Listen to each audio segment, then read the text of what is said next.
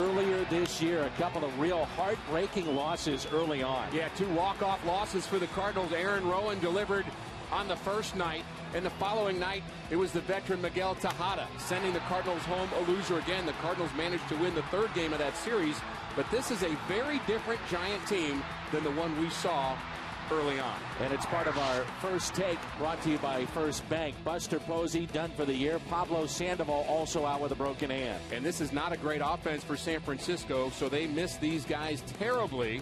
They are getting some offense, however, out of Freddie Sanchez. And Freddie Sanchez will bat 3rd in the lineup for Bruce Bochy here this afternoon.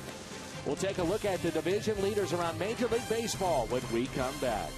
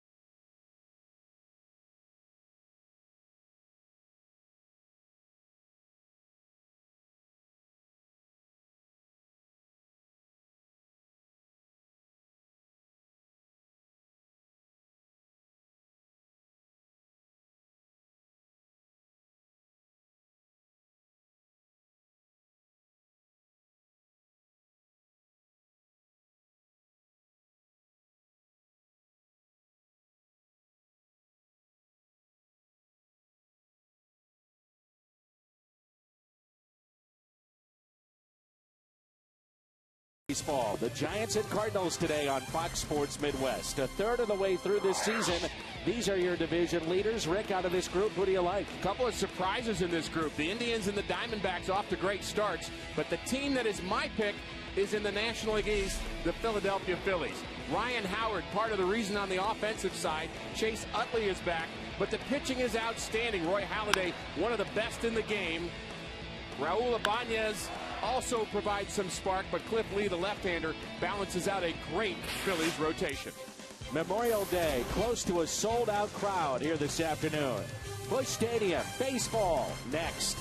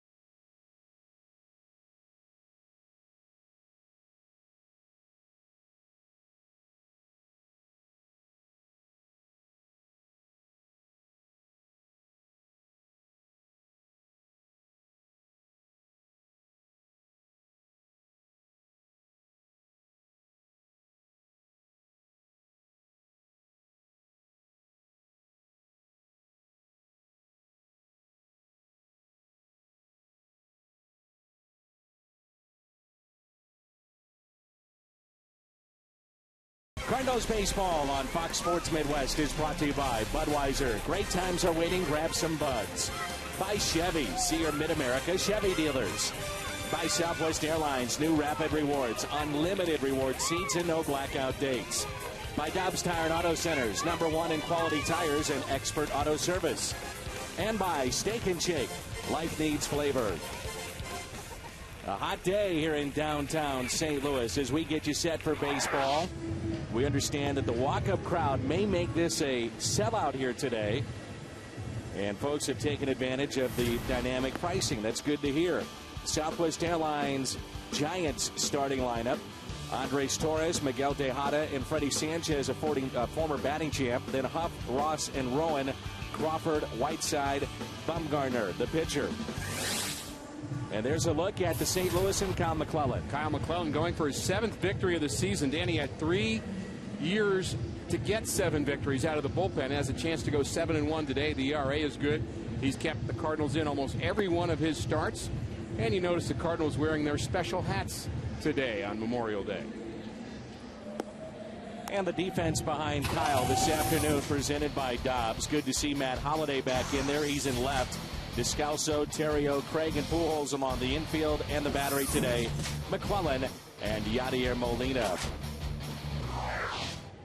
There's a look at Tony La Russa and his club playing very good baseball. They own the most wins on the road in the major leagues. They're 18-13 and back here at home 14-9 and overall 10 games above 500 and a lead in the Central of 2.5 over Milwaukee. This is a Giants team that's reeling a bit. They lost their best player in Buster Posey, and they're trying to figure out a way to get some offense. This is Andres Torres, the center fielder. Great speed. And because of that speed, Descalso playing in over at third. Calling balls and strikes, it's Andy Fletcher. Mike DeMuro at first. Jim Reynolds at second. The crew chief down at third is Tim Welke. 3 balls and no strikes as McClellan looks into the home plate umpire, and I don't blame him. A couple of those pitches look pretty good.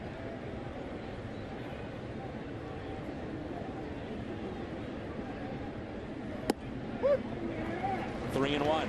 90 degrees our game time temperature. The next two, Torres. Slowly hit left side. Descalso cuts it off and fires a strike to Pujols. And that's how we start the ball game. It brings in the longtime major leaguer Miguel Tejada. Tejada's still a dangerous bat, not the player he used to be, but he has occasional power. And a big hit against the Cardinals in that first series in San Francisco. He had a game winner there.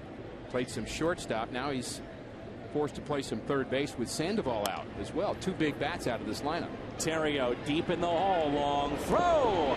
Not in time as Tejada is aboard.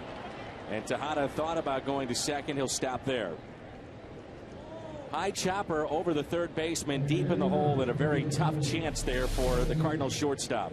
Descalso couldn't get it. Long throw for Terrio. Has to short hop Albert, and he's not able to come up with it. If Albert could have dug that one, it might have been out number 2. It looked like it might have hit on the lip of the grass and the dirt right in front of the first base bag, making it a tough chance for Albert. Tejada no longer a threat to steal. No stolen bases last year. The year before that, he was 2 of 5. So here's Freddie Sanchez, the former Pirate. Time is called. Sanchez is batting .302, 2 home runs, and he's driven in 17. As we told you just a couple of moments ago, he's probably been their hottest bat. He's hit safely in 12 of the last 13. 6 doubles and 6 RBIs, and over that stretch hitting .423 for Bruce Bochy. And one thing we've seen about Sanchez over the years, he uses the whole field. Hit the ball to right field, pull the ball up the middle, and really that's what your classic great hitter does. Uses the whole field, hits the ball where it's pitched. There's the defense behind Kyle McClellan, giving him a gap in left center field, almost daring him to pull the ball. So my guess is the Cardinals are going to try to pitch him away, play him away. The 2-0 is chopped to short. Terrio backs up on it, out at second, and safe at first as Tejada takes out Allen Craig. It's pretty hard baseball right there by Miguel Tejada. Clean as he took out Allen Craig. Well, it's the inexperience of Allen Craig right here. He has trouble getting the ball out of his glove, and he doesn't get out of the way. He just lets Tejada kind of roll him. Nothing dirty about that play, but he's just not able to really get rid of the ball and get up and get out of the way, because the ball was stuck in his glove. Also, is a tough read for Terrio. Do you come in on that play or go back? Initially he started in, then he got a better hop by going back, but in doing so that gives that base runner down from home plate to first a couple extra steps. And as long as you have an inexperienced second baseman, you're just thankful to get one out, frankly. Get an out, be safe, don't try to do too much and end up with second and third by throwing the ball away. 2-0 on Aubrey Huff. Was one of the heroes last year for San Francisco. This season off to a slow start. .224, 4 home runs. He's driven in 23. A 2-0 pitch. In the air. Shallow left center. Rasmus under it makes the catch. Cardinals coming up in their half of the first on Memorial Day. And there's no score.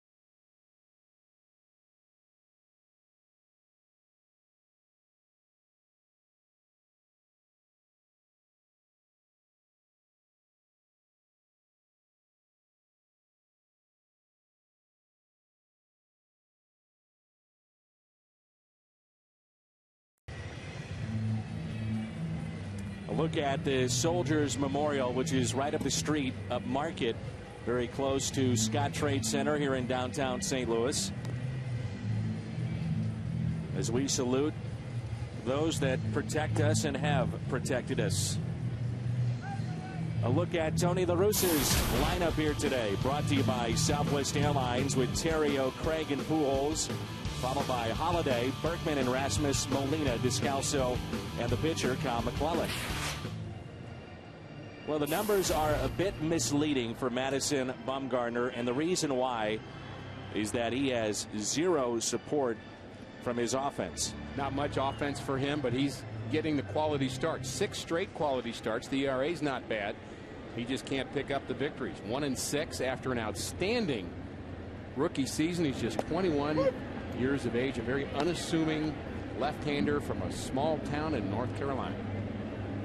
Bumgarner, there's been so much focus on him when he first got to the big leagues and in the minor leagues with his velocity. At times he was a guy that was in that high velocity range, and then it dropped, and people thought, well, is he hurt? And a lot of people will tell you he's just learning to pitch and trying to extend innings.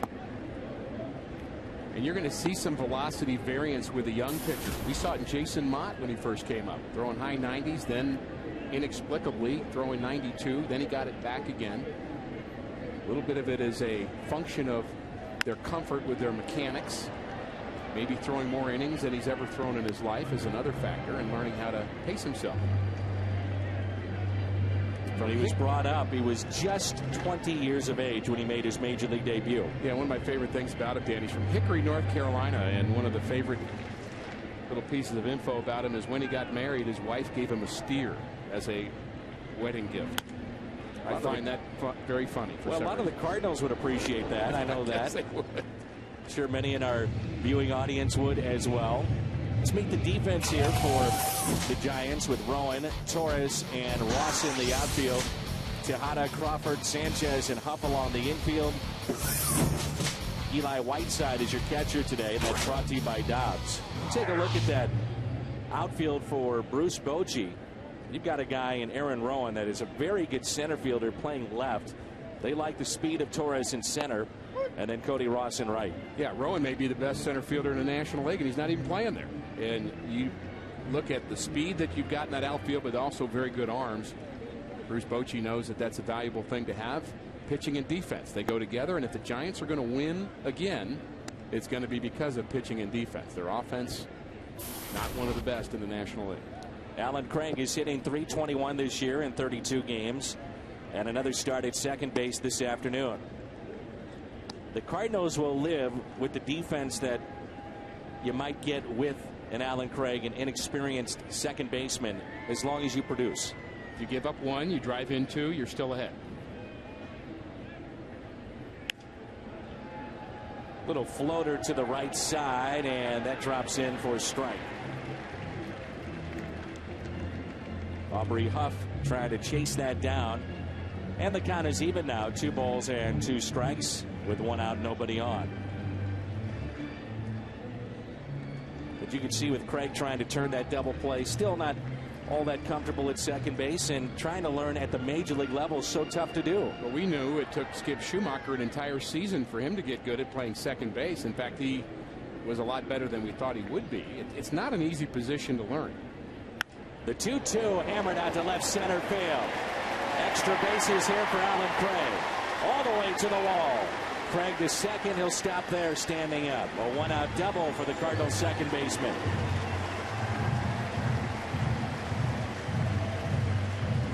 Ball just jumps off the bat of Alan Craig. The ball's going to carry very well today. Noticed in batting practice, the warmer weather, the ball is traveling. This pitch up and away, not the location Bumgarner was hoping for.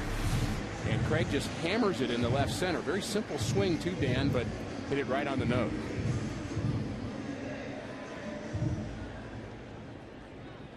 And now it's Pujols. As you talked about in our open, Albert snapped that homerless streak at 105 in San Diego. First pitch is taken for a ball. We talk about May 30th. This is his day. When you talk about Albert Pujols. 4 years in a row, he's homered on this date. including 3 against the Cubs last year. He likes the important days, Dan. He does. 1-0 is popped up. Huff shading from the sun and makes the catch. The two starters here today are fairly similar in their pitching numbers, but the difference, look at the run support. The lefty Bumgarner with only 15, McClellan 41. Well, it's hard to win when your team doesn't score, clearly, and Bumgarner has been on the short end of the stick way too often, 1-6 with that excellent ERA, and proved himself to be a winner, not just his rookie season last year, but he's also 2-0 in 4 games in postseason play. So he matured pretty quickly, and I'm sure this 1-6 record is another test for this young pitcher. Holiday back in the lineup for St. Louis. Boy, he just changes the way that this offense looks when you have the big three of Pujols, Holiday here, and Berkman on deck. I didn't get a chance to ask Tony before the game. I wanted to ask him the question, how much fun was it to write Holiday on the lineup today? I know what the answer would be. He just knows that this sets up the lineup so much better, both in front of him and behind. Holiday, ground ball to short. And he's retired. Alec Craig with a double, then left stranded. And there's no score.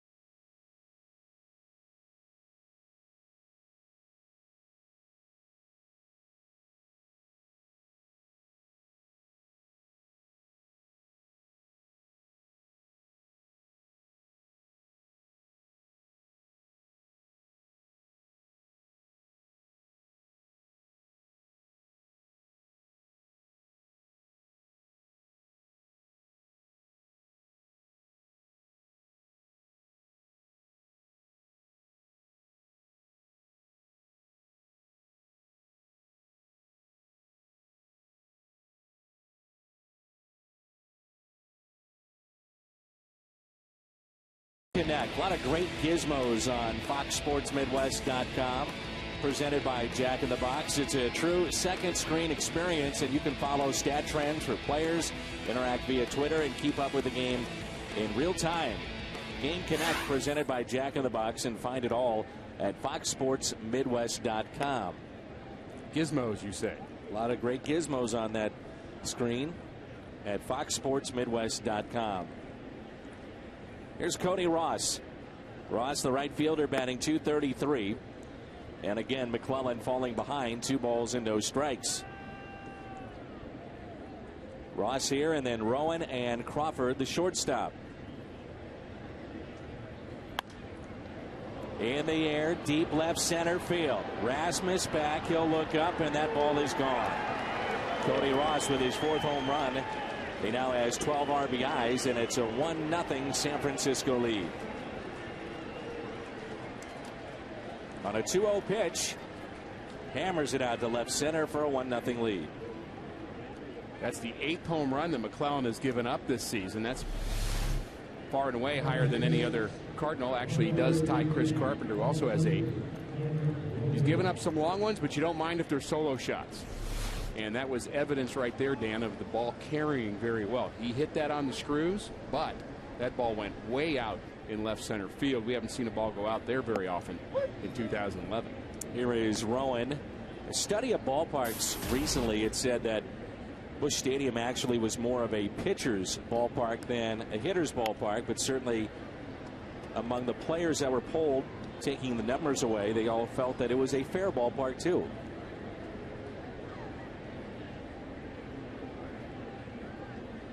I think the things that come into consideration there are not only the length of the fences, but how much the ball carries and how much foul territory you have. I think there's a little more foul territory here than we see in some parks. And I think that saves pitchers a lot of runs over the long haul. Packed house today here at Busch Stadium. 2 balls, 2 strikes on Aaron Rowan. Pulls it, and it's a foul ball. Just past Descalso, but foul. You know, Cody Ross hits that home run. A resurgence of sorts for him, especially in postseason play last year. You get a look at this, just foul.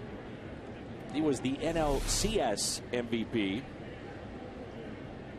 You think about Ross, a guy that was kind of lost with Florida 2 years ago. Career best 24 home runs, and now it's Rowan. The 2-2 pitch. Blew it right by him. First strikeout for Kyle McClellan here this afternoon. Good movement on the fastball from Kyle McClellan. That movement a lot healthier and more significant when he's ahead in the count. He's going to need to change that around here. He's been behind too many hitters early going, but he's just down 1-0. You mentioned Cody Ross. How about the ovation he got in San Francisco on their opening day? I mean, yeah. He's become almost a cult hero there. He was saying before the game, he was in a restaurant this offseason, and he said he couldn't believe that people actually knew who he was. He said, I've never been noticed ever playing in the minor leagues or big leagues. And he said, I walk into a restaurant and I get a standing ovation. That's what playing in October does for you. Yes, it does. Crawford lines out to left center, and it brings in Eli Whiteside. Whiteside, the catcher, trying to fill in now for Buster Posey. You know, one of the names that we have not mentioned, too, is Mark DeRosa, the former Cardinal, who again is dealing with ligament issues in his wrist.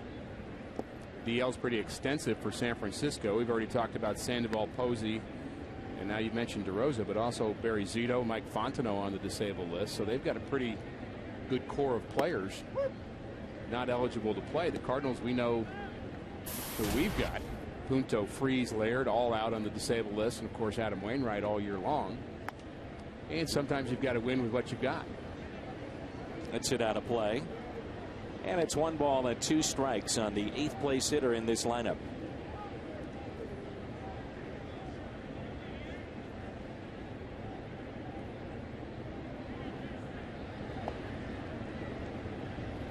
Two and 2.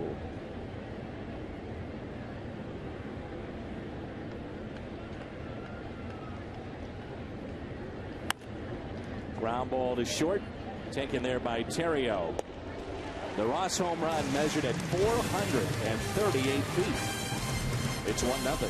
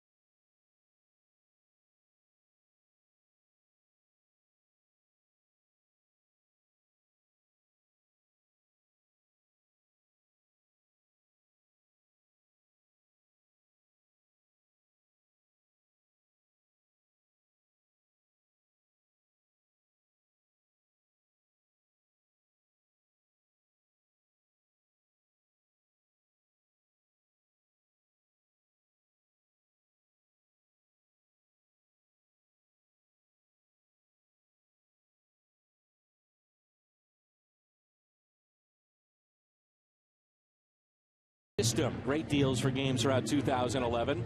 This week, a double play dynamic deal. Bleacher seats for this series, $18, and terrace seats for only $9. Get your tickets at Cardinals.com. I want to remind folks, too, that for Sunday, Cardinals have asked us to pass it along, that you make sure and remember that Sunday's game against the Cubs is not a night game. It is a day game. It has not been moved to a national telecast, and there are $29 seats available. Handful of those available still for Sunday afternoon, and also the Legends Club as well. But great crowd here today. Huge walk up, and we understand it's close to being sold out, if not a sellout by the time we're all said and done. Well, the weather's certainly getting better in the Midwest and really around the country too, so I think the crowds are going to continue to grow, and it really does help that the Cardinals have a great and exciting product in 2011. Good That's pitching. the key. I mean, you win, and as you said, exciting, and they've had some great wins late in games. They're not out of any game. They have an exciting bullpen, a couple of great young arms pitching in the 8th and 9th innings, starting pitching solid. And Lance Berkman, almost by himself, has created some energy in St. Louis. Not that St. Louis needs baseball energy, but the infusion of Lance Berkman into this lineup and into this clubhouse has just been more than anybody could have asked for. 1 ball and 2 strikes here on Berkman. Well, here we are at that third of the way season point, and we're talking about the division leaders. If he had to give an MVP of the National League, I'm not saying that he would win it, but he'd be in that conversation right now. Well, he's the top 3 for sure. They don't give that award, but that would be nice, wouldn't it? Sure would. Wonder if Kyle Loesch would be in the top 3 of the third of the way through the season Cy Young. In the air to right field, as Loesch picked up win number 7 yesterday, most in the National League.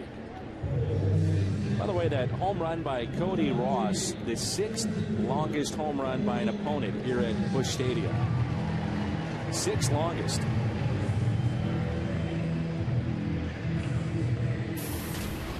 Alan Craig hit a ball roughly the same spot during batting practice. Dan, I was actually standing by the cage, and he hit it good, but it was amazing the way the ball was carrying. Now, we've seen a lot of fly balls die at the warning track in the early going.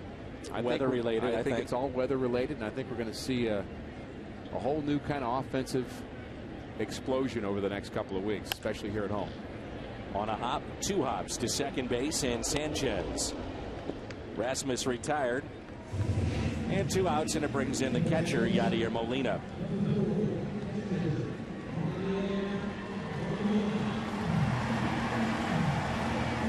Adam Wainwright with the team, and there is Nick Punto on the right, Wainwright on the left. And Punto, it doesn't seem like anytime soon, Rick, that he's going to be coming back. How valuable was he when he was playing, though? His defense, pesky hitter,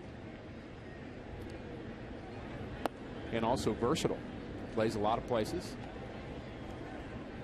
I think everyone around the club, and talking with Tony La Russa and John Mozeliak, loved his glove. Give you stability in late innings, for instance, if you're going to start an Alan Craig, that you'd have a chance to put a Punto in there. Shallow center, and the catch is made by Torres. Jim Hayes, the news of the day, coming up next.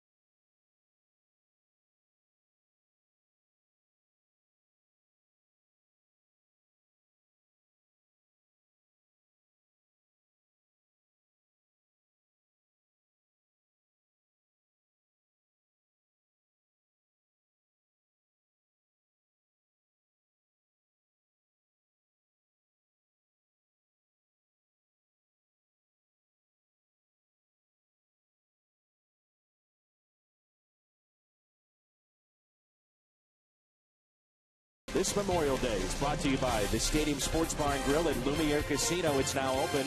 It's a sports bar for everyone. Visit QuickRate.com. QuickRate, it's what America's made of. And for all the reasons you invest, mutual funds from Goldman Sachs. Rick Horton, Dan McLaughlin, and Jim Hayes is with us. Memorial Day here at Busch Stadium, and a gorgeous afternoon. Celebrate America's pastime, the game of baseball. Bumgarner looks at a ball. First time through the lineup, McClellan has thrown 2 first pitch strikes, so he's been pitching behind here all afternoon thus far. Bumgarner out to deep left center field. Rasmus on the move. He won't get it. And it's a ground rule double.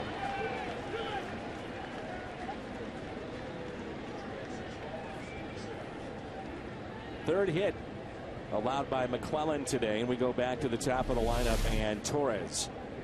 Oh, you mentioned it, Dan. Pitching behind, you have to just throw one right down the middle. That was down the middle and up, and Bumgarner hitting 176. Didn't have a good year offensively last year as a rookie, but he's just young enough to think maybe he can still hit. After you've been around a while in this game and you're a pitcher, you know you can't.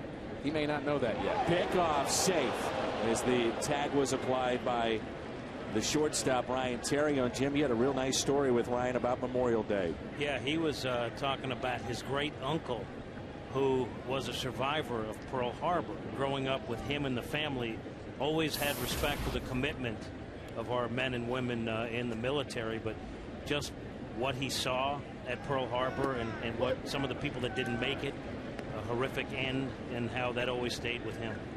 So he was very emotional talking about it too, wasn't he? Yeah, he was. His great uncle passed a few years ago, but he said he was always around and always set a good example. McClellan, only play after the sacrifice is to go to first and Pujols.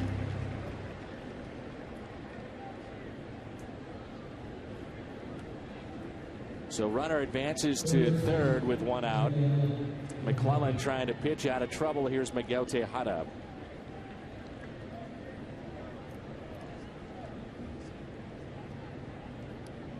Tejada, 36 years of age, out of the Dominican. 6-time All-Star, 2-time Silver Slugger Award winner. Looks at a strike on the inside corner. He's played in over 2,000 games now in his career. 5th most by any player since he made his major league debut back in 1997. 0-1 pitch with the infield in off the end of the bat. There was a stretch where some of the Cardinal players would have been all in if the Cardinals were interested in bringing in Tejada when they were having some issues at shortstop. Yeah, there was a lot of talk about that. Also, they felt he'd give them maybe a backup plan at the time at third base, Rick. Well, you like the veteran status as well.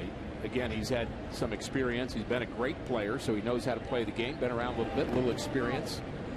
If you're going to have a guy that's going to be a kind of a backup guy, you want a guy that's happy to have a job, and I think he was getting close to that point in his career that wouldn't have been a bad guy to take a flyer on. Here's a look at the defense for Tejada.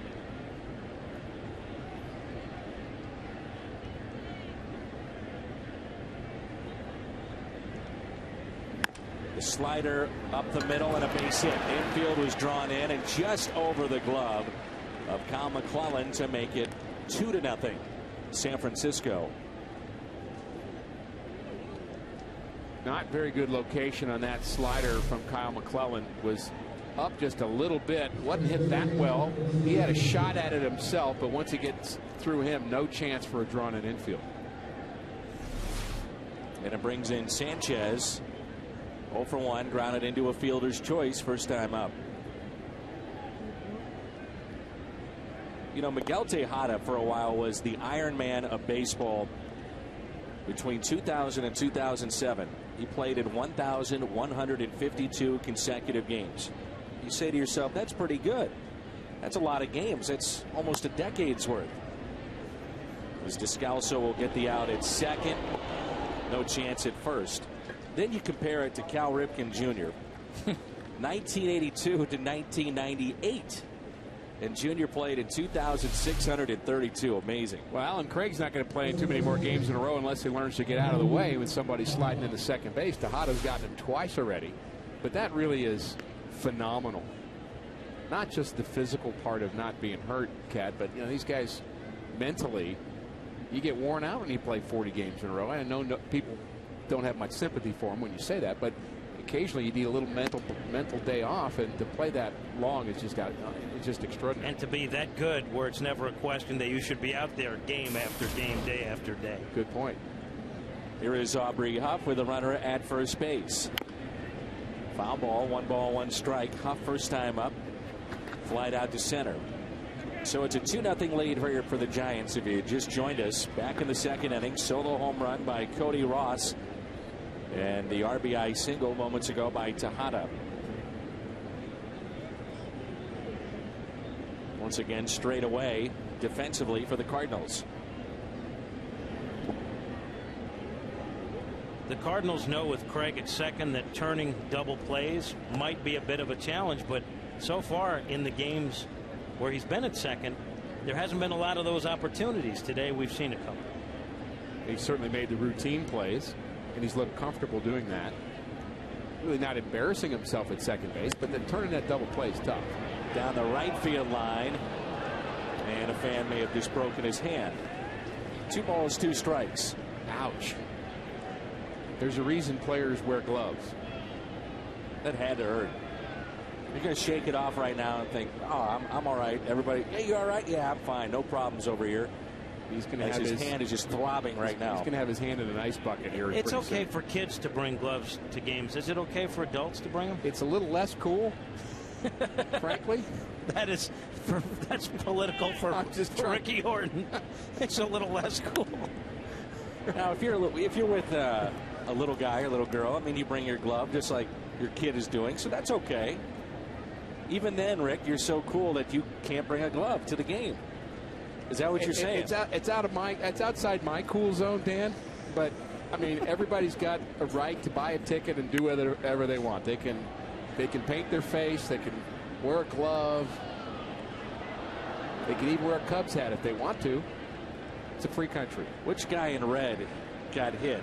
There's only about 44,000 people here, but I'm not sure he's still in his seat anymore. I think he is. He's a gamer. He offered it a ball, didn't get it. Not in his cool zone to bring a glove. The 2-2 pitch. Taken low. By the way, I'm with you on that, Ricky. You are? I am. See, I like that. See, now you're going to have nasty letters and emails that'll come to you. I want this to be known it was Ricky and Jim, because I said one time, for those of you scoring at home, I don't know who would be. And you got nailed for that. Oh, I got killed. People are all over me about it. You deserved it.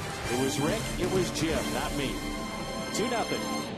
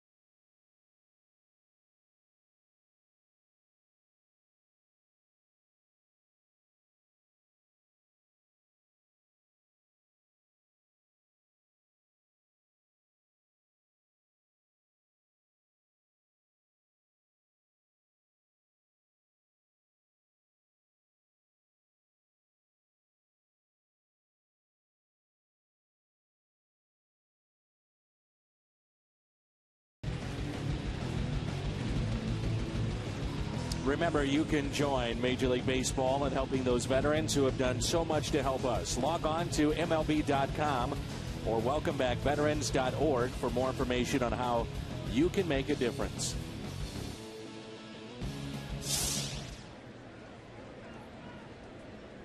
Along with Rick Horton, Dan McLaughlin, and Jim Hayes here at Busch Stadium in St. Louis. 2-0 San Francisco. Descalso, McClellan, and Terrio. Descalso is hitting .233 and looks at a pitch outside. The strike zone is tight here today. Really is. Kyle McClellan did not get a couple of pitches in the first inning and was working behind then. Gave up a run in the second and the third, but as long as the tight zone stays that way and doesn't start floating around, the players will respect it.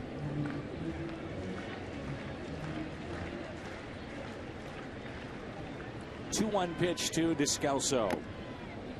2-2. I know Cardinal fans probably not happy in some ways that John Jay's not in the lineup today against the left-hander Bumgarner. John Jay batted over 400 on the road trip, but now you've got somebody's got to sit, Dan. Who do you want to sit? Right. Rasmus swinging well, and Berkman and Holiday. Nice problem to have. Daniel strikes out. Bumgarner is first strikeout here of the afternoon. Good old-fashioned Hickory, North Carolina high hard one. If you're just joining us, the good news today for the Cardinals, Jim, the fact that Matt Holliday is back in the lineup.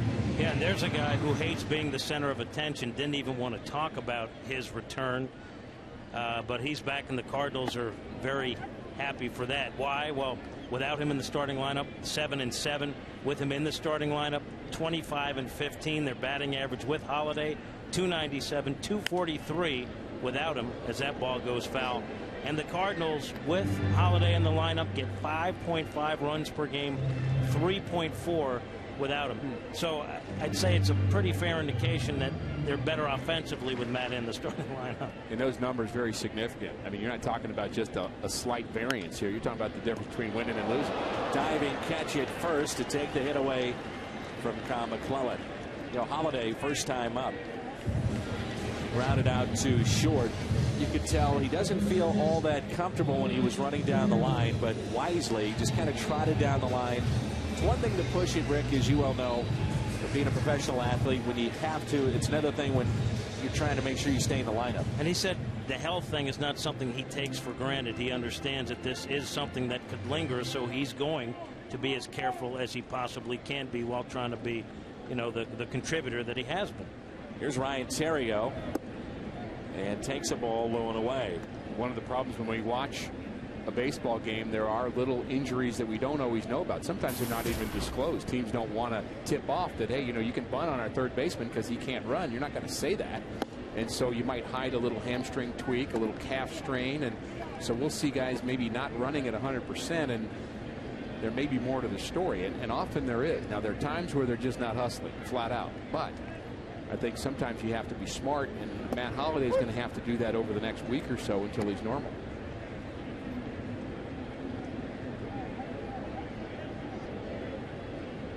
One ball, one strike here on Terrio. Grounded out to second, first time up, showing bunt, takes a ball. That looked like a pretty good pitch, too.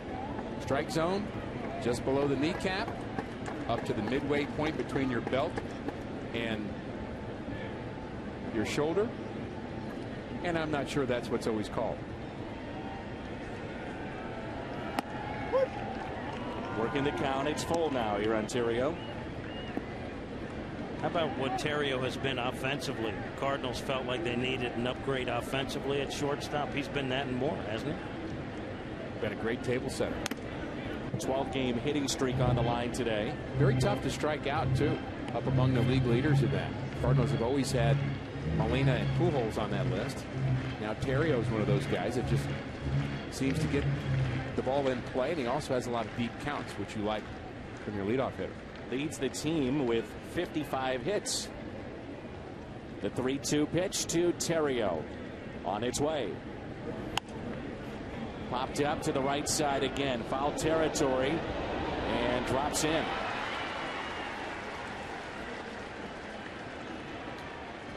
coming into play here this afternoon, San Francisco has lost 5 of their last 6 games after winning 5 straight. And it's been the offense that's been the culprit. Been shut out twice in their last 4 games.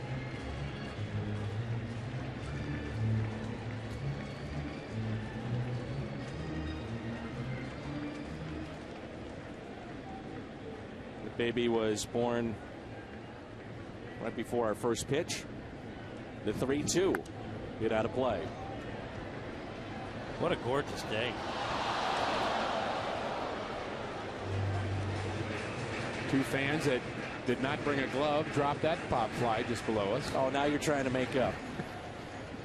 I'm just saying. Now he's trying to make it up, isn't he? That's ripped down the left field line, fair and into the corner. Theriot on his way to second base. A 2-out double for Ryan Theriot.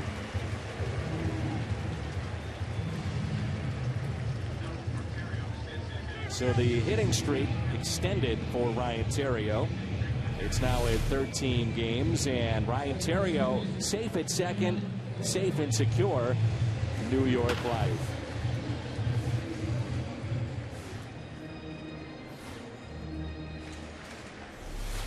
There's your buddy Rick, Whitey Herzog. Owe that man a lot. Great manager. Part of the great tradition here in St. Louis. Hall of Famer. How much do you think the Hall of Fame truly has meant to him? Because, you know, sometimes those guys, not that they downplay it, but they don't tell you truly what it means inside. I never thought I would see Whitey Herzog in tears, but I saw him in tears on opening day after it was announced he was going to be in the Hall of Fame. That is a fair ball. That's a fair ball. And Alan Craig is on his way to second base. Tejada can't believe it. And he's arguing with the third base umpire. And with that, back-to-back doubles to make it 2-1.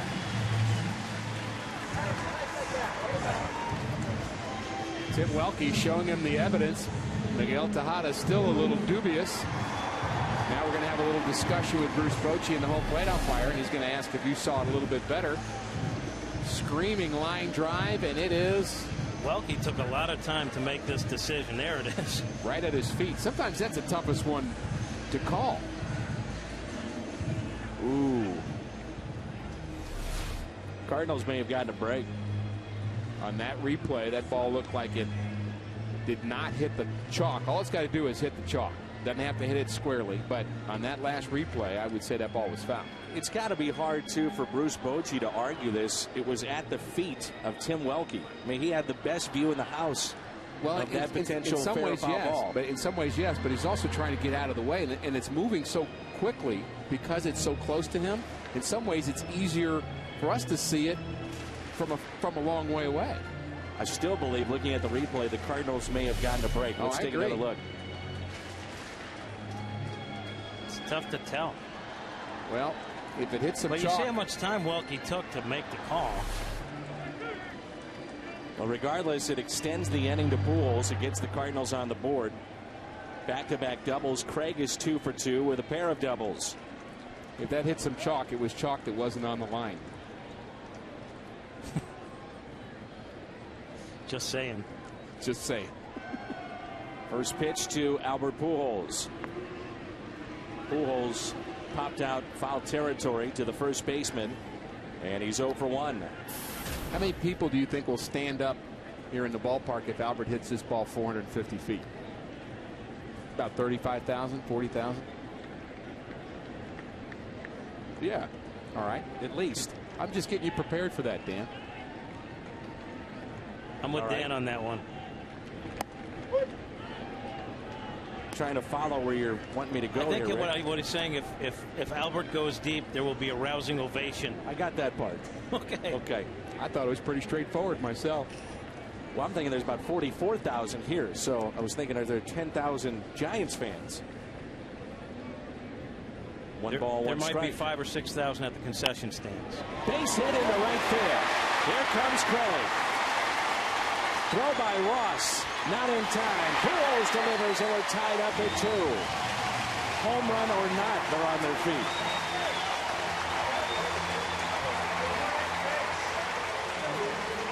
About 30,000 of them.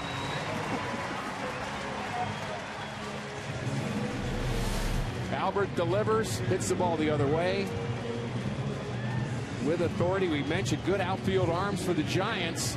Strong throw, but not in time to get Alan Craig. Cardinals get a break on the Craig double, and they capitalize on it by picking up a second run thanks to Albert Pujols. And again, the damage done by St. Louis with 2 outs. That's a theme that has been continuing now throughout this entire season. 2-out hits and 2-out RBI base hits. Been a very clutch team. That's the kind of thing, Jim, that can stay with the team all season long, too. You start to develop that expectation and that habit of being a good 2-out hitting team, a late hitting team. I think Daniel Descalzo's had a lot to do with that. Absolutely. The guy who always comes through close and late. To me, if you look at the 2 constants with this team this season has been their ability to battle back and good starting pitching. It's a pretty good combo to have. Very good starting pitching this year. We saw that on the road trip. And Pujols is off with the pitch, trying to steal third. He hesitated, doesn't matter, steals the base.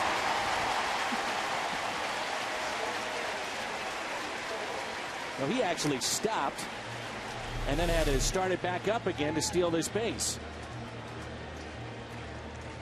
Yeah, I'm not a big fan of him running in this situation with Matt Holliday at the plate with 2 out. I don't know that the benefit is worth the risk right there, but hard to keep Albert down on the farm.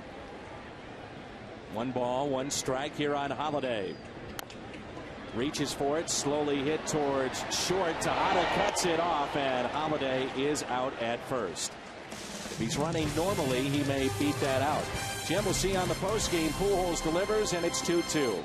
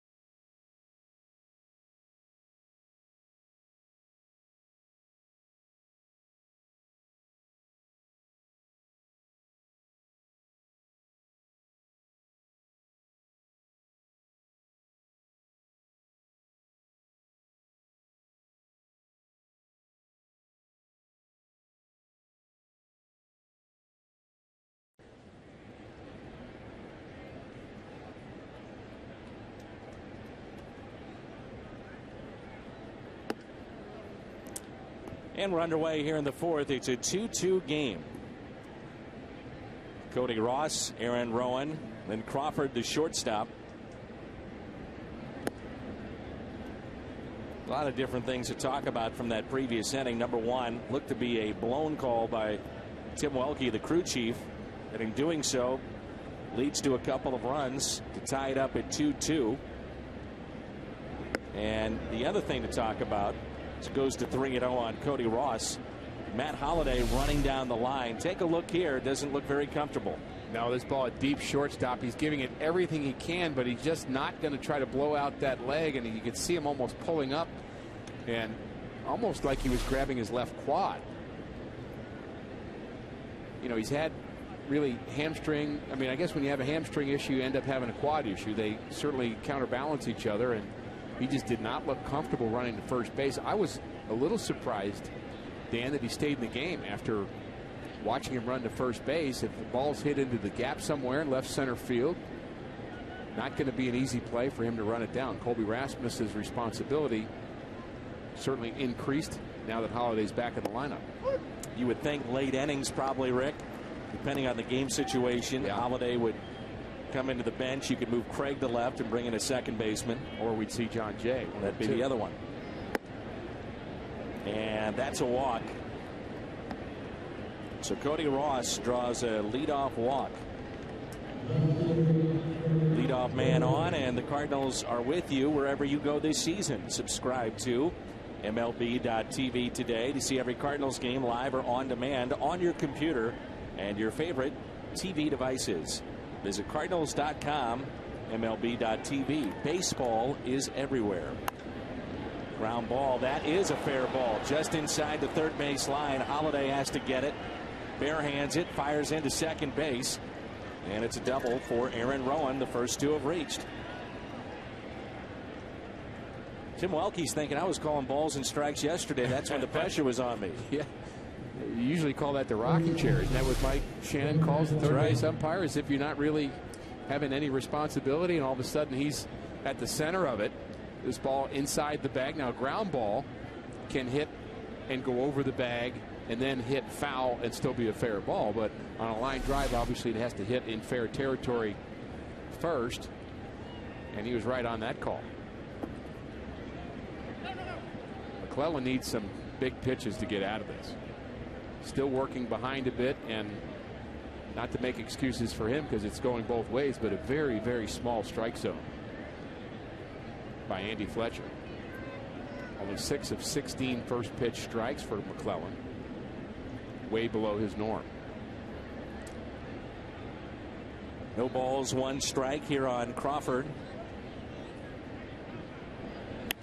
And that's a base hit into right field. 1 run is in. They'll hold up Rowan at third. And it's first and third, nobody out. RBI for Crawford, his 5th of the season.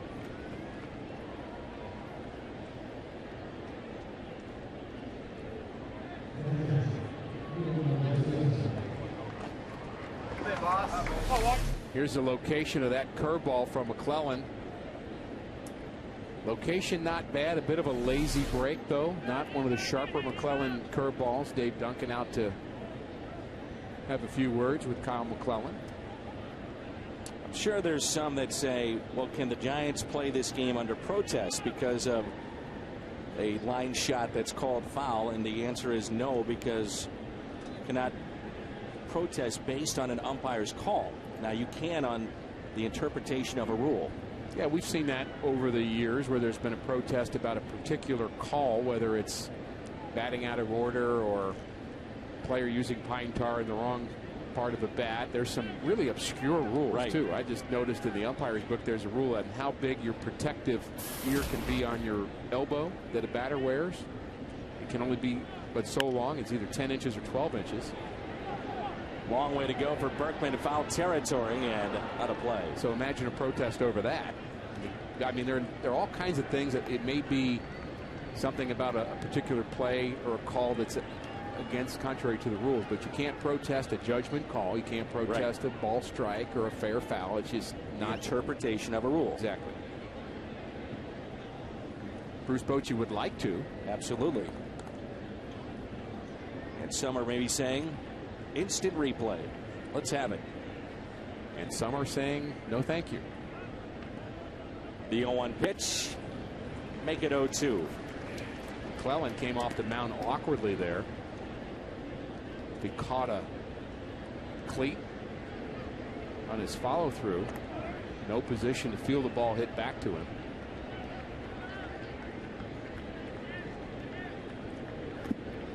And that's in the dirt.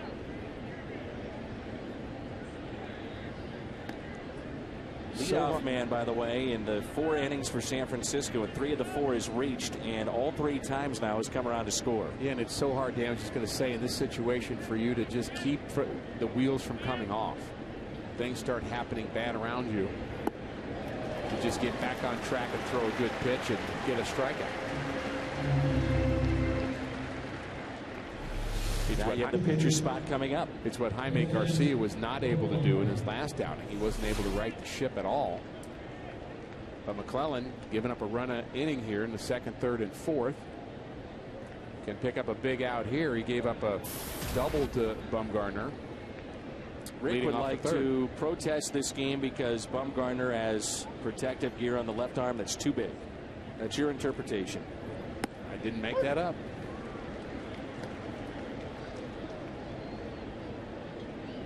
Think about Craig Biggio, Barry Bonds, when they used to have that huge protective gear on the front side.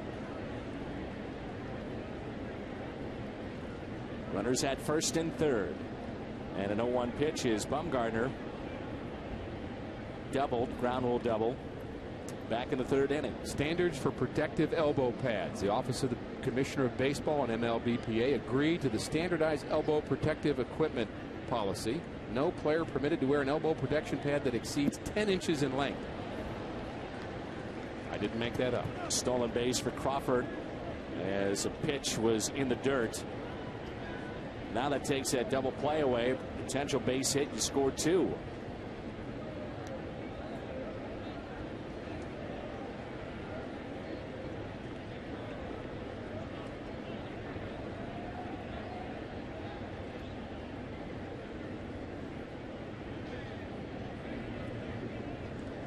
One ball, 1 strike. Corners are in for the Cardinals. Bumgarner takes a pretty good swing, doesn't he? Maybe part of the reason why the Cardinals are playing the infield back here. Certainly had a good first at bat. I wonder if they'll come in on this pitch. 1-2 count.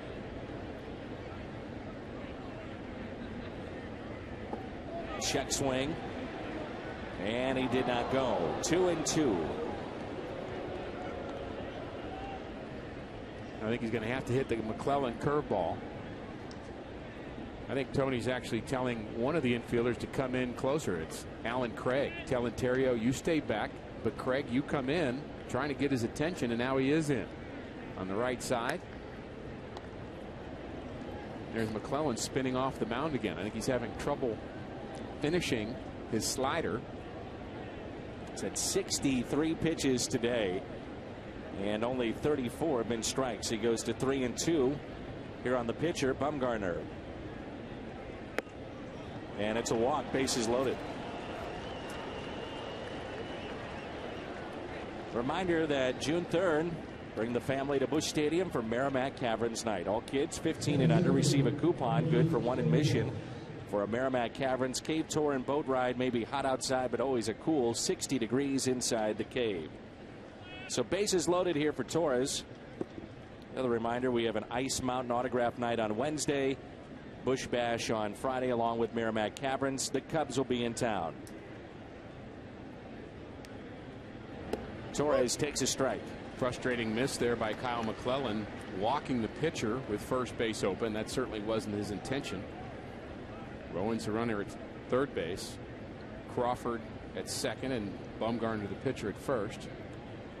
The 0-1 pitch. High in the air, out to deep right. Berkman is back at the track, at the wall, and it's gone. It's a grand slam for Torres. His 2nd home run of the year, and it's a grand slam.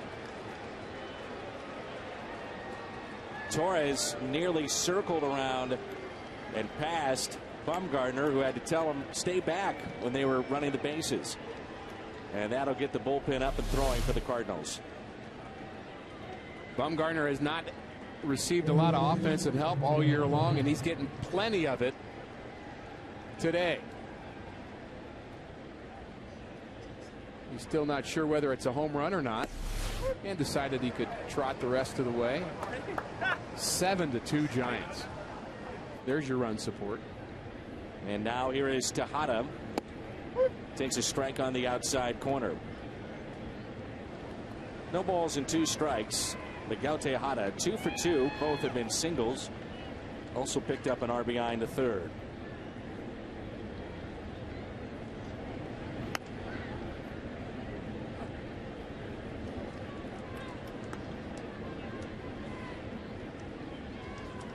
Batista warming up.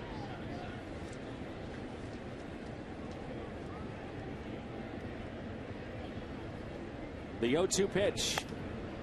Tejada pulls it foul. Big Cardinal fan watching is Dottie Smith.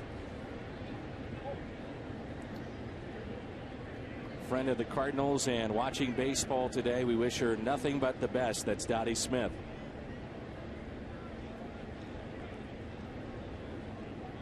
Far and away the roughest outing of the year so far for Kyle McClellan. The roughest prior was on the 28th of April in a game where he beat the Astros, gave up 5 runs in 5 innings. A grounder. Craig stays with it and makes the play.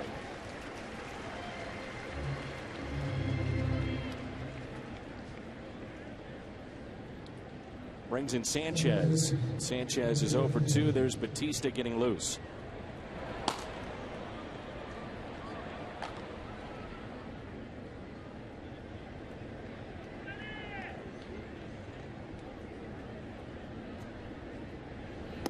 And a strike at the knees to Freddie Sanchez. 2 outs, nobody on, and Freddie is hitting .299. 2 home runs, 17 driven in. Chases that pitch.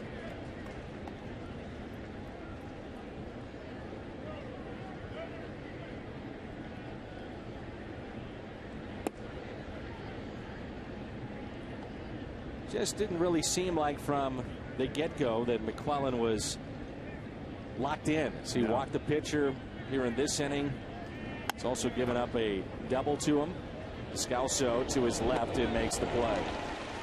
So big inning for San Francisco. They've got 7 hits already today. It's Memorial Day.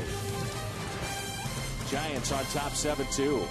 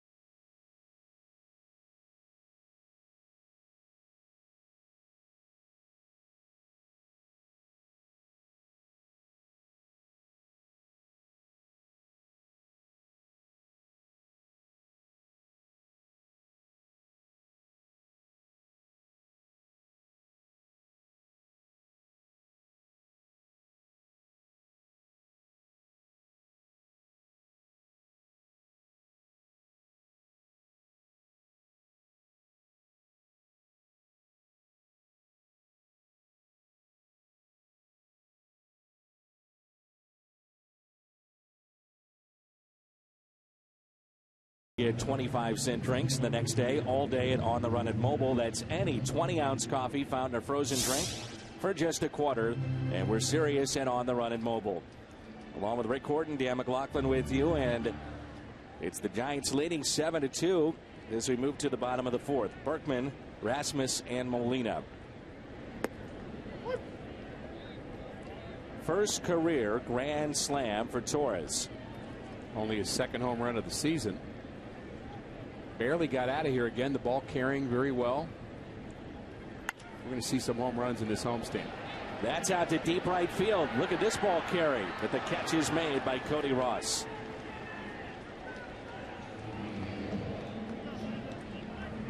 Berkman twice is flied out to right. And it brings in Colby Rasmus. The Giants in this game have matched their run output for their first 4 games without Buster Posey. And it was Posey along with Madison Bumgarner, today's starter, the first all-rookie starting battery in the World Series since Game 1 of the 1947 World Series. Spec Shea and Yogi Berra started for the Yankees in Game 1 back in 1947.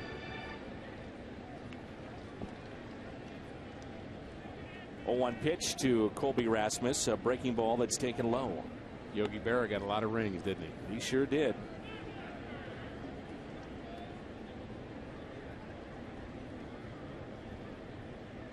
Such a baseball icon.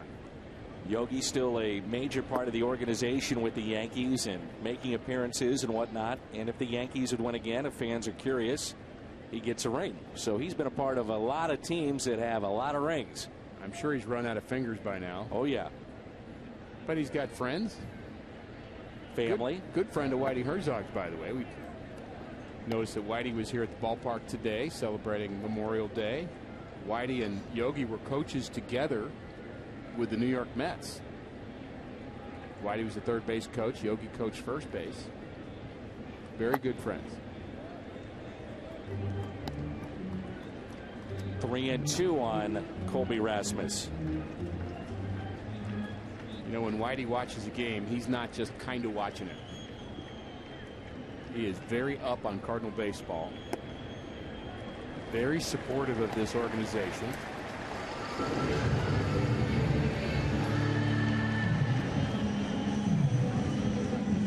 Well, if you're in the Hall of Fame, you get some pretty good seats, too.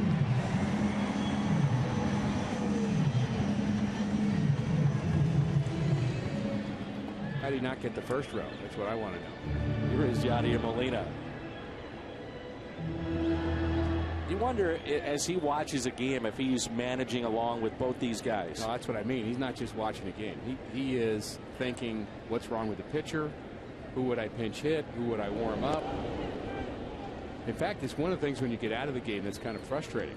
When you sit in the stands and not everybody's doing that. I mean, people come to the ballpark for a variety of reasons. They love the family connection. They love Fred Bird. They love everything about being at the ballpark. But when you're a manager at Whitey's level, or you played at the level for a long time, you're thinking strategy. I mean, you're just thinking, okay, threw that pitch up in the zone, trying to get a double play here. He might be thinking about how to get a hot dog, too. I must be honest. 2 balls and no strikes here on Yadier Molina. Molina flied out to center. First time up, 0 for 1. Just a gorgeous afternoon for baseball. Chip away.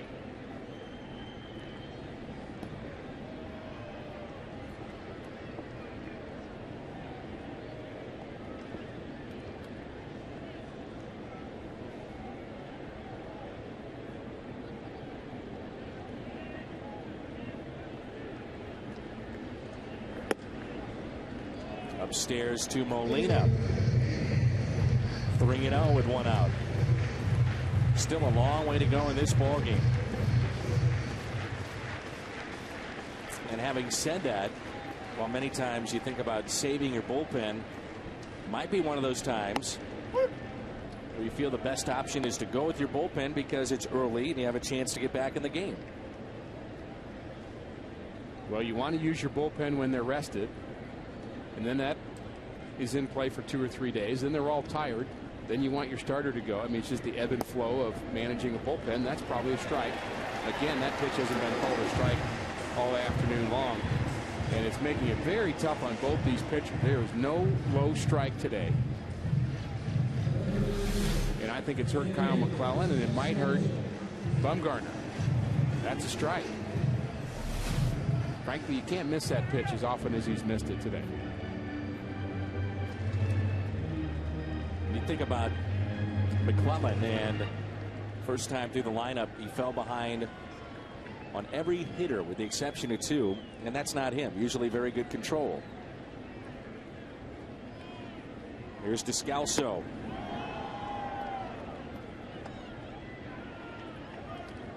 Daniel is struck out. That's the lone strikeout for the lefty Bumgarner. One out, runners at first and second following a couple of walks.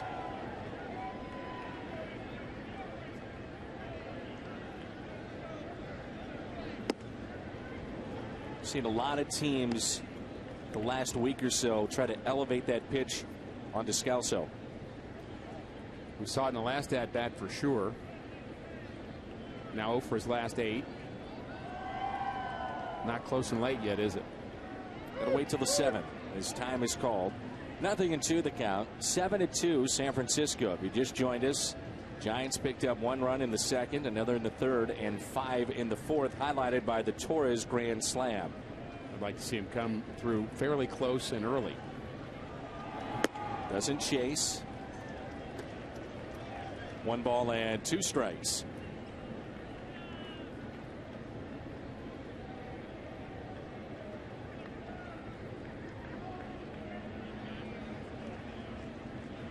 Outfield is straight away. And a check swing. A strikeout of Descalso.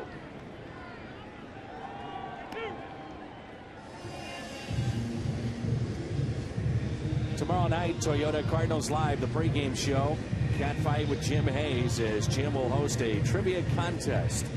Great prizes, and you can join in the fun by stopping by the Helitech desk at Busch Stadium to be a contestant. The Catfight before every Tuesday home game, Toyota Cardinals Live.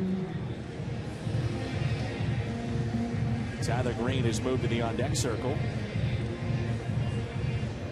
And now he's going to be your pinch hitter. I guess Dave Righetti's a little bit afraid of Tyler Green. Feels like he needs to communicate how he's going to pitch to Tyler Green. I would think that discussion would have been had already. Runners at first and second with 2 outs. Long visit with Whiteside and Bumgarner here. And that'll be it for Kyle McClellan. Kyle gives up 7 base hits, 4 innings of work, 7 runs, and a pair of homers.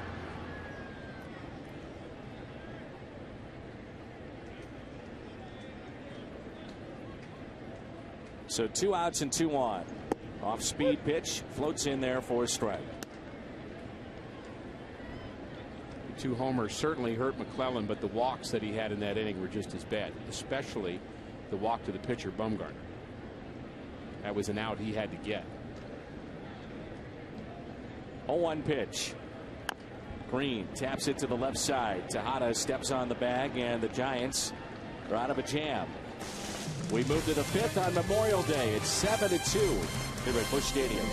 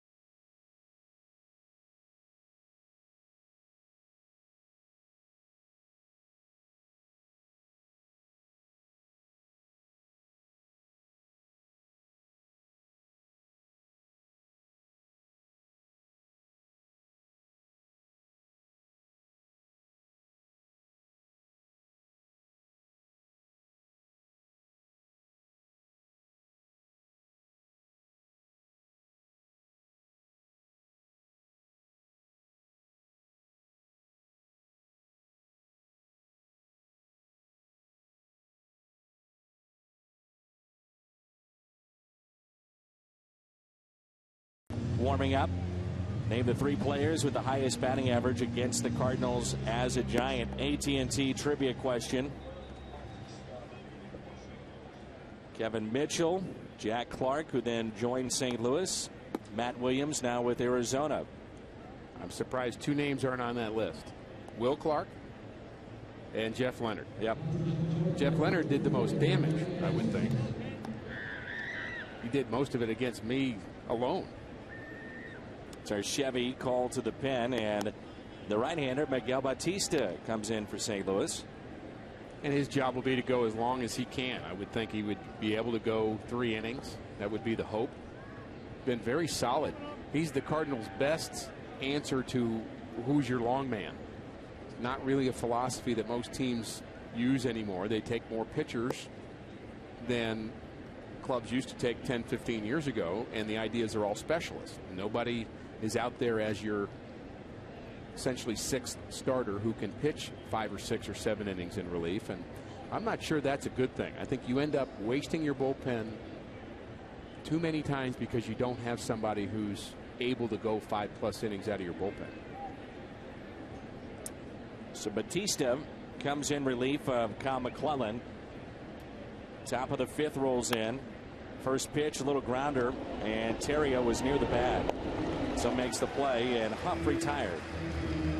That'll help you go deeper into games too. Quick outs. 1 pitch, 1 out. That's the way it should be. Brings in Ross, who hit a 438-foot home run back in the 2nd and walked and scored in the 4th.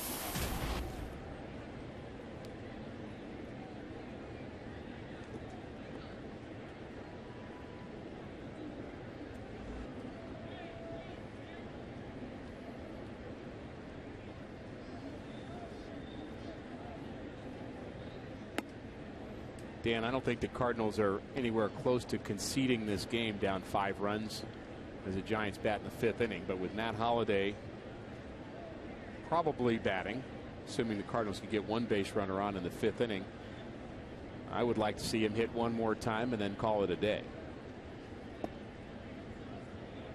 And I don't think that's necessarily conceding this game. Certainly long way to go, but I think you have to do everything you can to protect Holliday and make sure you don't re-injure him and miss him for another 2 weeks. But he would be the guy definitely I think you'd look at and you say, all right, that's enough. Yep. Ground ball again. Descalso cuts it off before it got to short. 2 outs. The matchup tomorrow night, Chris Carpenter 1-5 against Ryan Vogelsong, who is 3-1. Vogelsong, a renaissance of sorts this year, 3-1, 1.77 ERA. He initially began his career with San Francisco, and the last time the Cardinals saw him was with Pittsburgh in 2006. So 2 outs, nobody on, and Aaron Rowan the hitter. You know you're going to get pitching when you play the Giants. Yes. They'll find somebody.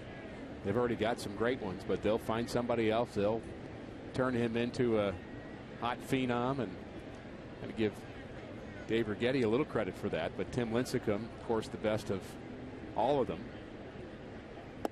And he is electric. I mean, he's so much fun to watch pitch. And I tell you, watching him pitch last year from the Whitey Herzog front row seats, I had a chance to be down there to watch him pitch in a game, and it was just exciting. I just loved watching him pitch. One of the odd deliveries that you'll find in the game today, but certainly works for him, and it was something that was taught to him. He's from the Seattle area, taught to him by his dad, and some teams, because of that odd delivery, stayed away from him in the draft, but not the Giants. They took him, and it's proven to be a wise investment this year. He's 5-4 with a 2.22 ERA. You can understand why some teams would do that. It is an odd delivery, and when somebody comes to you, and he and his dad, who I believe is an engineer who helped him kind of design this motion, when they came and said, okay, you can draft my son, but you can't coach him. I mean, there'd be a few teams that would say, okay, next. And a lot of teams did say that, but the Giants were smart enough to take him. And he defies all odds because he is just not a big guy. He's just really slight for a pitcher to be throwing as hard as he does. Tim's father is a retired Boeing employee. Began teaching him his mechanics at the age of 4. They say they built it from scratch, and his dad played at a community college in the early 1970s, played semi-pro baseball. This is interesting. They measured this out, the length of the stride of a pitcher. They say is 77 to 87% of his height. For Tim Lincecum, it's 129%, or roughly 7.5 feet. Wow. Back-to-back Cy Youngs for Lincecum at 08 and 09. He was the 10th overall pick by the Giants in 2006. So we'll see him in this series on Wednesday night against Jake Westbrook.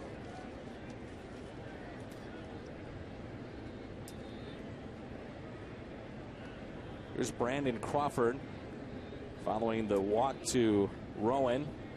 And Batista puts it to the backstop. No chance for Molina. Pretty good pitcher too, Dan, for the Giants in the final game of the series. Jonathan Sanchez. He's 3-3, but we know he has electric stuff. No hit capability. Ball just gets away from Yadier Molina. And it looks like a little mechanical issues going on right now with Miguel Batista.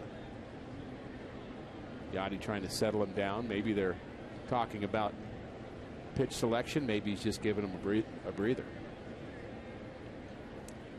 Get online, follow the game through Game Connect on FoxSportsMidwest.com, presented by Jack in the Box.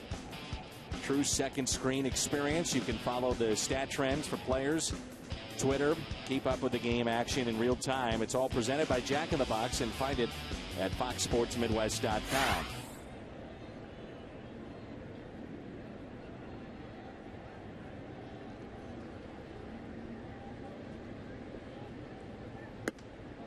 That's taken high.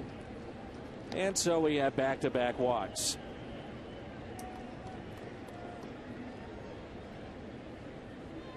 So Batista got the first two, now back-to-back walks, and it brings in Whiteside. Whiteside is grounded out to short and also struck out. They're in the top of the ninth, and the Astros lead the Cubs 12-6. Few finals already in. Phillies over Washington 5-4. San Diego beat Atlanta 3-2. Detroit over Minnesota 6-5.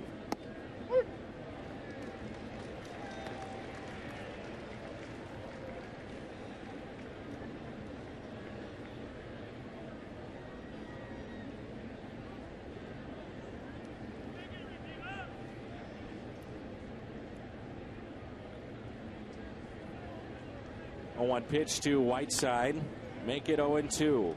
A little uncharacteristic this afternoon for Cardinal pitchers to be walking so many hitters. They have not had a problem with that really all year long. A couple of times with the bullpen, but for the most part, the starting pitchers have thrown strikes. We've already seen 4 walks in this game, and every one of them has been from the 5th spot to the 9th. So the pitcher walked, Ross walked, Rowan and Crawford in this inning back-to-back. And it's 0-2. It's 2 walks by the starter today, McClellan, and 2 here by Batista. An 0-2 pitch to Whiteside. On its way.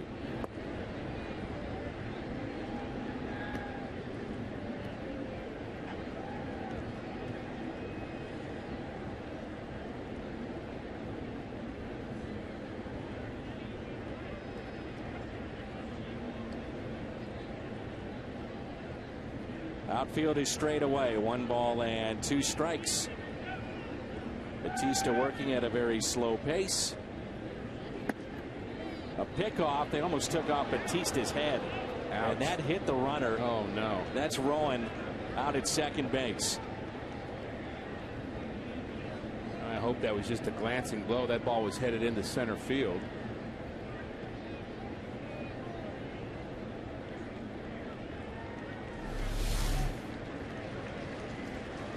One more look at that.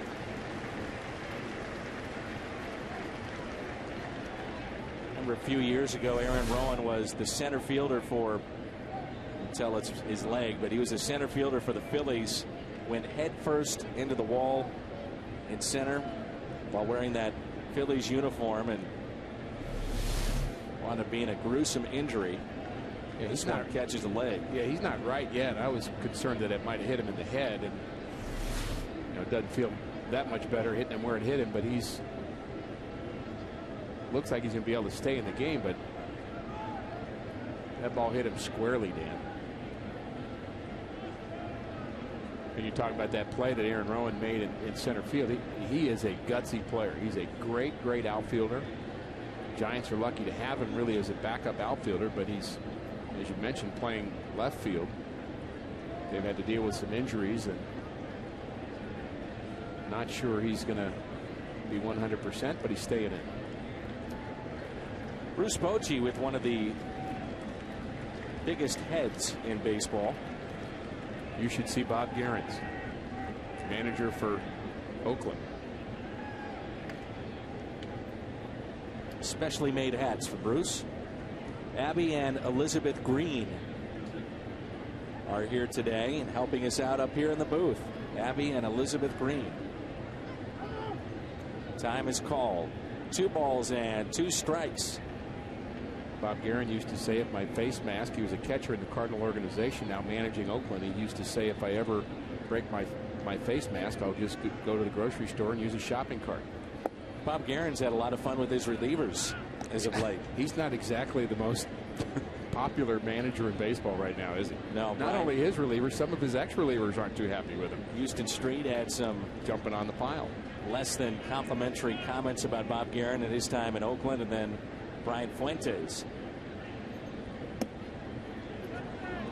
So Batista has walked the bases loaded after getting the first 2.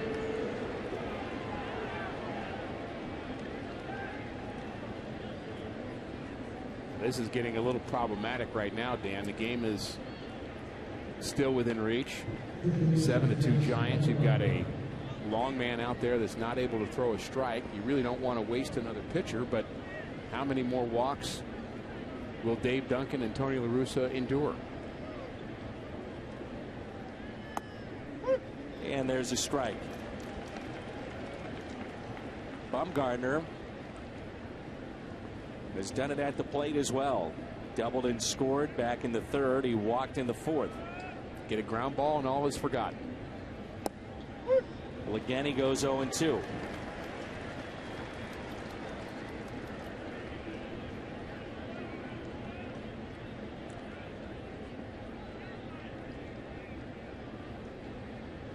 Here's the 0-2.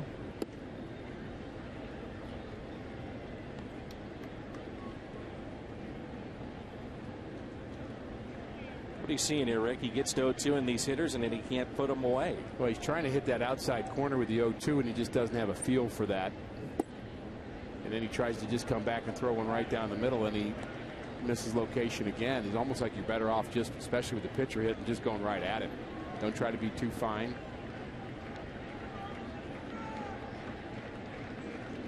Sometimes it feels like, Dan, the plate is jumping around on you.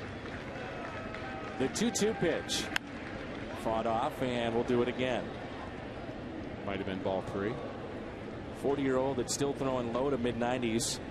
And this will be pitch number 25 of the inning for Batista. Not the way that you want to start this homestand or this series, trailing 7-2 here in the 5th, and your starter's been knocked out. Well, I think you wanted 3 innings out of Batista. Now you'll be really happy if you can get 2. 25 pitches already. 68% out of the strike zone. Runners off with the pitch, and a swing and a miss. So almost forgotten. I forgot it already. 3 walks, but a strikeout with the bases loaded and no runs allowed.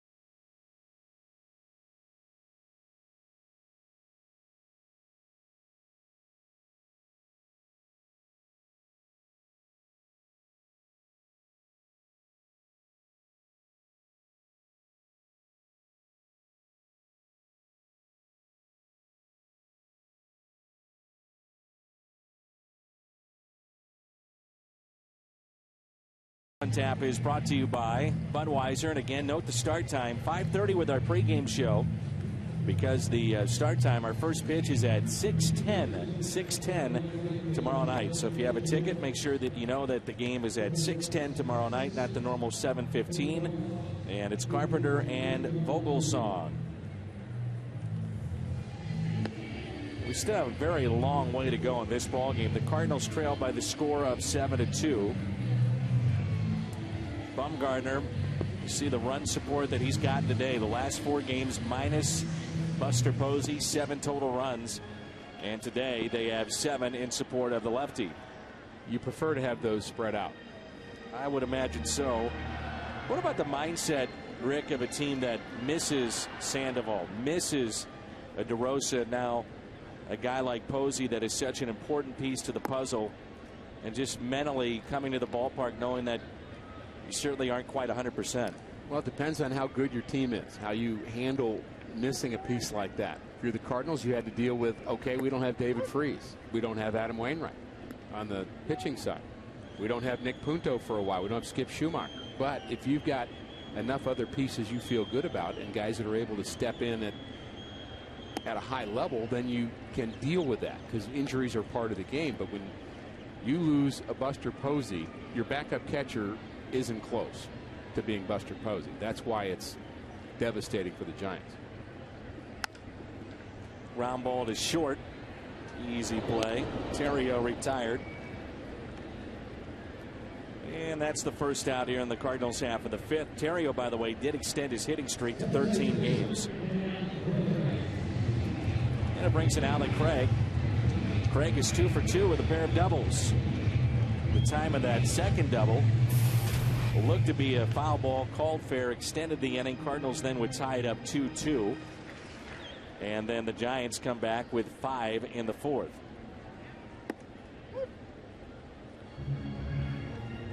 By the way, Ross now has moved to left, and Shearholtz is in right. So Rowan is out of the game after being hit by Molina.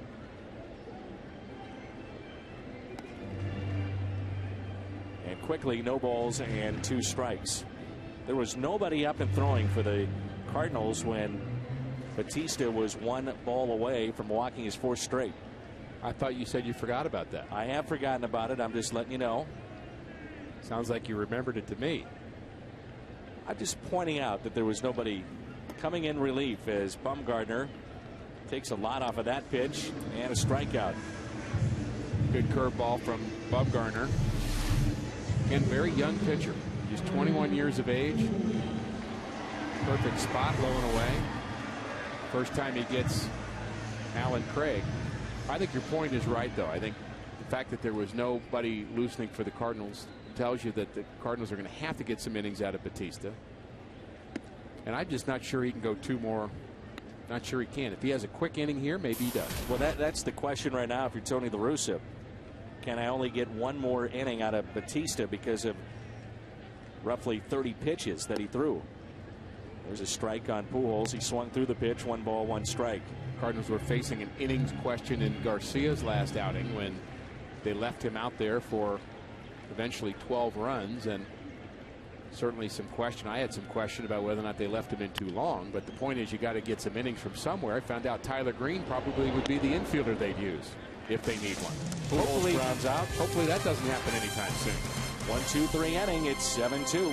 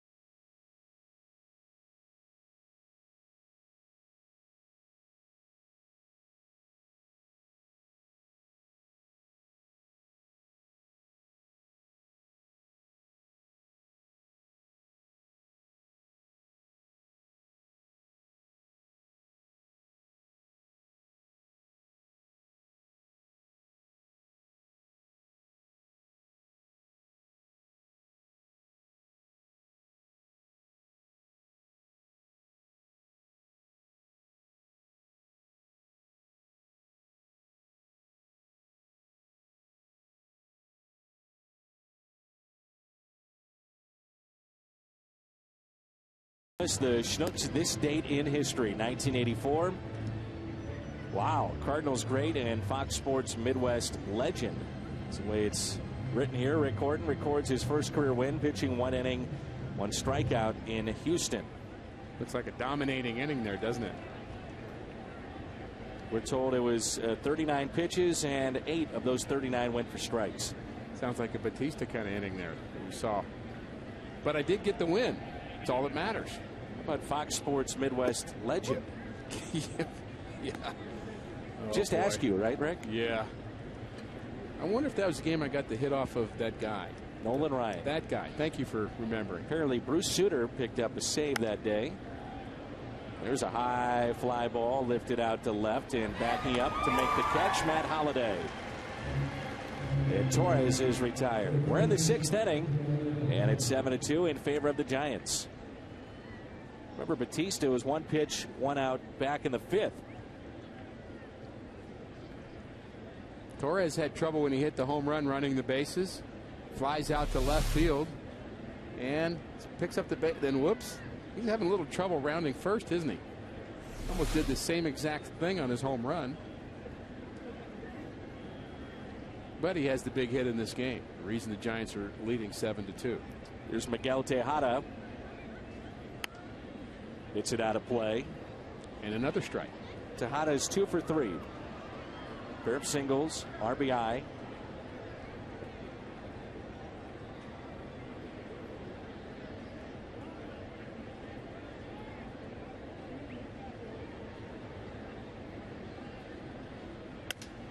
There's a broken bat hit to third. Descalso. 2 away. Join Major League Baseball in helping those veterans who have done so much to help all of us. Log on to MLB.com or welcomebackveterans.org for more information on how you can make a difference.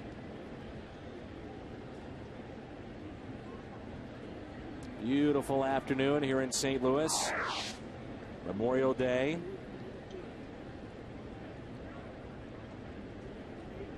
I also think about the great organization Hire Heroes USA that Al Roboski has been involved with for so long, got me and many other former players involved with. They help find jobs for returning veterans, and they also put on the Cardinals fantasy camp that Dan, you had a chance to go to last year. We had such a great time there together and watching former Cardinal players play against the campers and having games. It's just a great time, but the other part of that is the funds raised from that event go to help this Hired Heroes USA program, which does such great work for our veterans. And we heard one of the veterans speak, a young veteran, speak about coming back and trying to be part of the working force in the United States and needing help. Telling the story as a leader of troops going from house to house in a hostile area. I mean, it was really gut-wrenching and breathtaking to listen to him talk about his service and willingness to commit his life in the lives of his troops for our freedom. And there's a swing and a miss. Batista gets the strikeout. His 2nd of the day.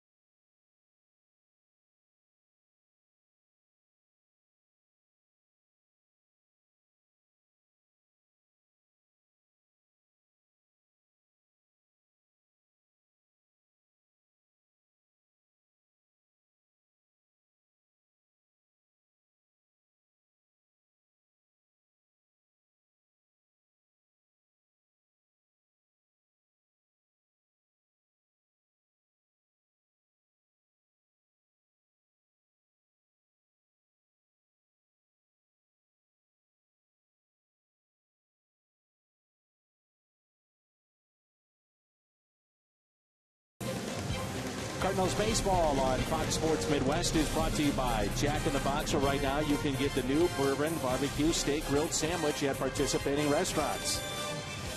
And by Kia. Matt Holliday to lead it off for the Cardinals as we move to the bottom of the 6th. You get the feeling, Rick, this might be the final at bat for Matt. I think if he reaches base, the Cardinals will pinch run for him. I would suggest that John Jay would be a good choice. Let him run for him and take over in left field. Nice to see Holliday back. And he picks up a base hit. And we'll see if John Jay makes his way over to first base.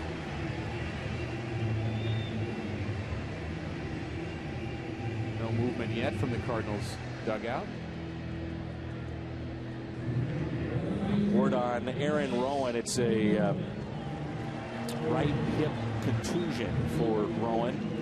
Why he left this game.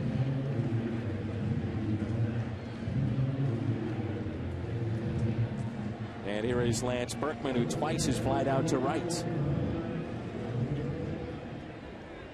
And perhaps Tony's decision is, if I take Holliday out right now, I might really want him in the 9th inning or the 8th inning. If you were going to pinch run too, you might think about maybe a pitcher, because you're saving Jay. Eventually you're going to have to put him in, but if you would have a spot that would come up in this inning, you'd still have Jay available. You'd still have him available. And it depends on whether or not Bumgarner's still in this game. Exactly, eventually. with the lefty. You'd think about them, if they're going to go to a reliever, it'd be from the right side. And we should mention, we haven't talked about it, but the Giants bullpen is a good bullpen. They're a very balanced bullpen. They have two left-handers, Javier Lopez and Jeremy Affeldt, who can be very strong from the left side. But with Sergio Romo, Guillermo Mota, and Brian Wilson anchoring the bullpen from the right side, it's pretty tough. Strikeout of Lance Berkman with Brian Wilson last year with 48 saves, the most he had ever saved. He had seasons of 41 and 38 prior to that.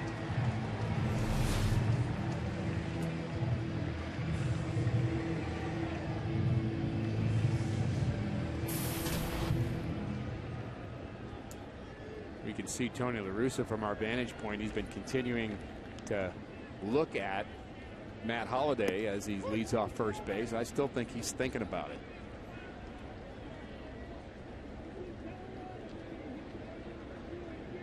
One of the many decisions a manager has to make throughout the course of a game.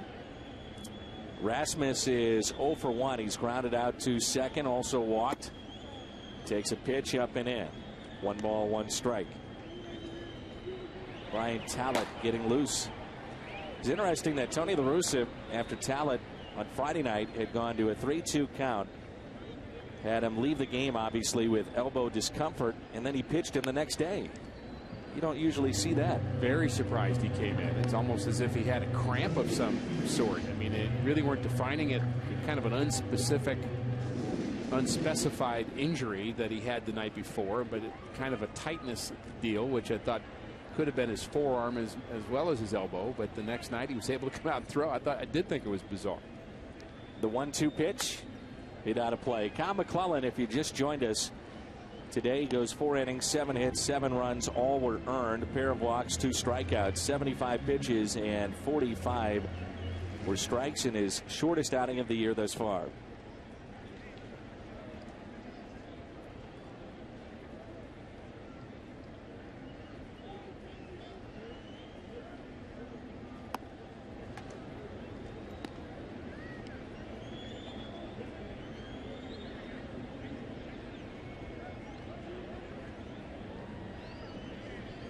Aubrey Huff, the first baseman. Kind of an odd way to hold a guy on, but we're seeing more and more that hitters are doing that, or rather first basemen are doing that, especially with a left-handed bat up.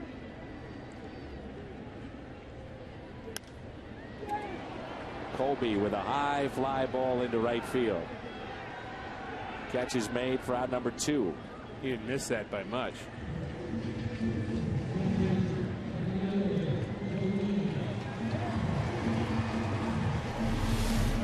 Swing of Colby Rasmus, picks up the front leg, gets the balance, gets underneath it just a little bit. Does have a sweet swing. Really wondering why they're holding on Matt Holliday at all for that batter, because you know he's not going to run. If you watched him run out the ground balls he's hit in the infield, you're giving up that right side against Molina for no reason.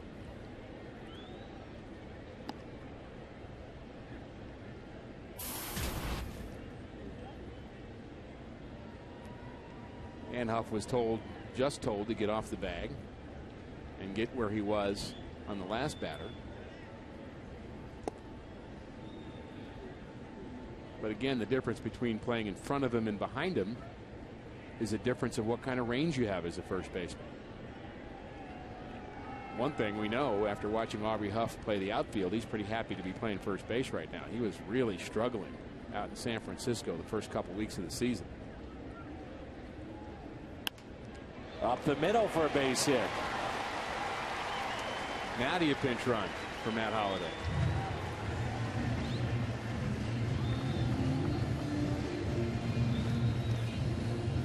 Our Nissan drive of the game off the bat of Yadier Molina. Right back up the box. Bumgarner tries to stab that ball as it goes past him. Well, after Descalso struggled against a lefty, struck out twice, Tony La Russa will pinch hit here. He'll use Cruz, who's been very good at the plate so far. Very impressed. Well, we've seen from Tony Cruz, who's really billed as kind of a catch and throw guy, not necessarily a high average hitter in his minor league years with the Cardinals. But we've seen from him is a very short stroke. Just kind of get the bat on the ball, and he's been rewarded. 3-hit night in his first start in the big leagues. Not many people can say that.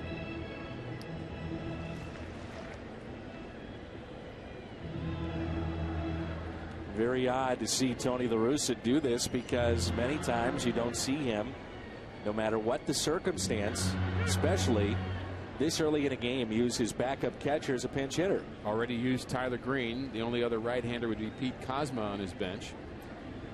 And so you wonder if he's going to try to find a way to keep Cruz in the game somewhere. Otherwise, you have no backup for Yachty. And it's a strike.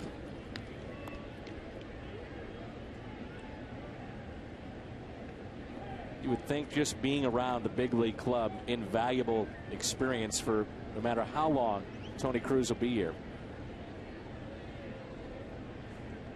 Take advantage of your opportunity. Learn as much as you can learn. Earlier today, Tony Cruz working at the ballpark, and check the time, 12:21. And he's working with Jeff Murphy, the bullpen catcher, and throwing balls in the dirt, getting him to work on his footwork and his glove work. And again, that was quite some time ago.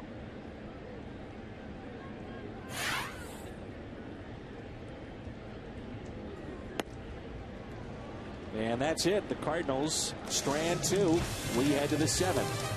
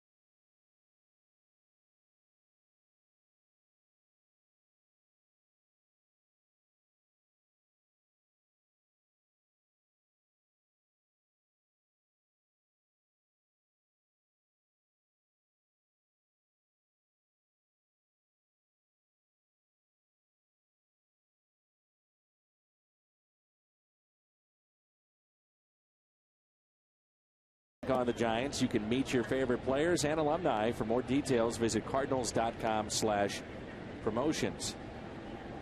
And again, $18 seats available that night in the bleachers, $9 terrace level seats for the entire series against San Francisco. And the Cardinals' interchangeable parts finds another part. Tony Cruz can play third base, we think. Getting a shot at doing it here. He's staying in the game. The Cardinals don't want to lose their only other catcher. Brian Talent takes over for Miguel Batista. This will be his 10th game of the season. Mixed results from him. Batista went 2 innings.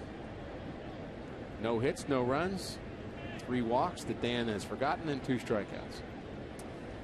And he was in relief of McClellan, who went 4 innings, 75 pitches.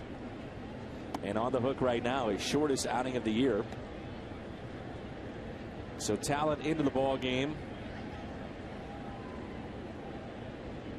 And what we can't forget, Dan, out of Kyle's outing is the walk to Madison Bumgarner to load the bases, then the home run that followed. And you just know he had that on his mind. I mean, the frustration of walking the pitcher, maybe getting out of the jam. And that's really the difference in this game right now. A 2-0 pitch to Aubrey Huff. Out in front.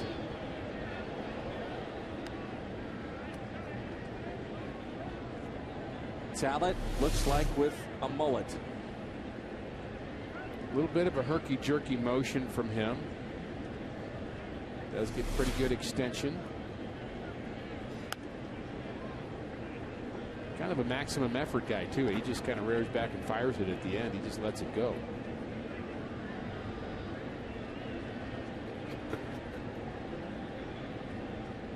Two balls and 2 strikes.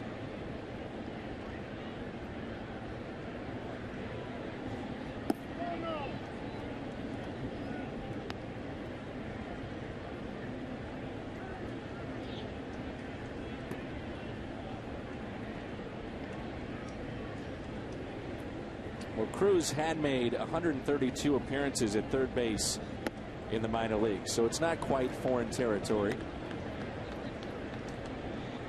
Actually played in 2 games in Springfield there last year.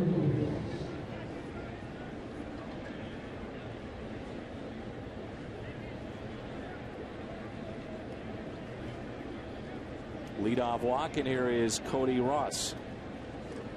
Ross with a big blast, 438 feet off of Cal McClellan back in the 2nd inning.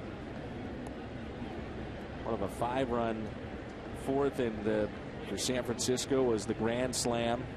They added on to the lead after the Ross home run.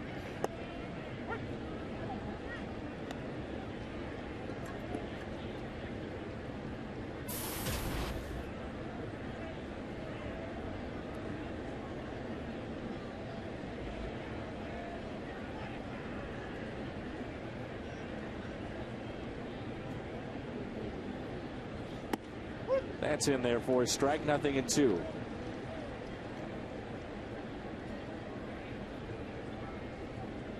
Yeah, we might see Ryan Franklin in this game. Did throw a couple of innings on Saturday, but with a day off would be a chance for him to get some more work. Cardinals are, I would say, decently rested in their bullpen. But again, that changes in a hurry. You have a couple of bad games and all of a sudden you need help. That's why the Cardinals and many other teams in baseball have gone to this almost revolving door with their relievers, where they'll send somebody up from AAA and somebody out, but there really isn't a likely candidate right now in the Cardinal bullpen. And a 1-2 pitch hit in the air to right. Berkman makes the catch. Used to be your pitchers like Batista, and now Ryan Franklin would be the guys out in the bullpen that you could send down and bring them back up. But because they're veterans, you can't do that with them. Shadows becoming a part of the ball game. You'll see that tomorrow with the 6:10 start. The shadows can really play a part of the game just an hour earlier, especially with the right fielder. Schierholtz, his first plate appearance. Foul tip, strike one. Shearholtz is in the spot that was occupied by Aaron Rowan, who was hit by Yadier Molina on a pickoff play at second base. Hip contusion is what they're calling it, so he's out of the game. The 0-1 pitch by Talent.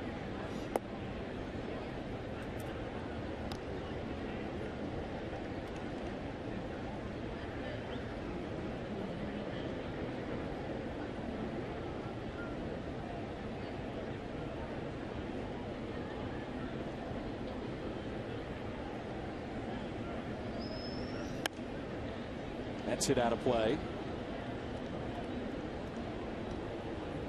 If memory serves correct, Cruz was drafted as a third baseman and then moved to the behind the plate to a catcher. And it's great to have that kind of versatility. You want to be a bench player in the big leagues or more than that? Nice to be able to play a couple of positions. Stole a base for Huff.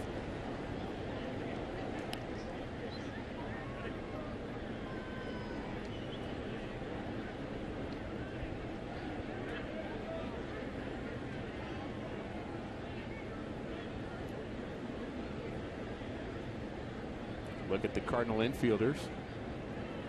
Not all playing their most comfortable position.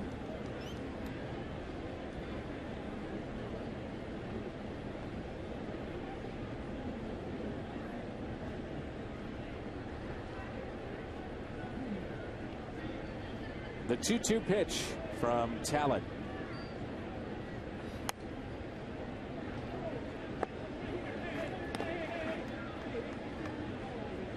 I've been fairly critical of the Cardinals' defensive ability this year. There really are not a lot of Gold Glovers on this team. However, the defense really has not caused a lot of losses. You can't look back at a lot of games and say, well, there's a big 4-error game, that's why they lost. Making a lot of routine plays. You haven't seen a lot of errors 7th, 8th, 9th inning with the game on the line. And you've seen some of the players playing out of position that are just raking offensively, and so we're tending to overlook that. I still think defense matters, but it hasn't hurt him as much as I might have thought it would. So Cruz, who is normally a catcher, you got Alan Craig trying to learn that position at second base. Terrio has played both shortstop and second in his career.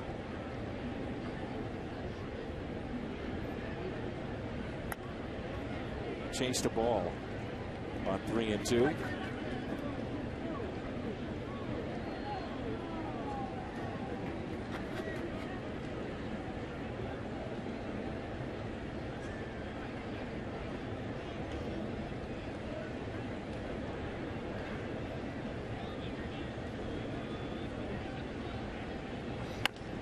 And a ground ball taken by Pujols. Race to the bag.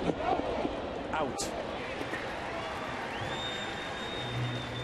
And that's precisely the kind of play that Brian Talent got hurt on.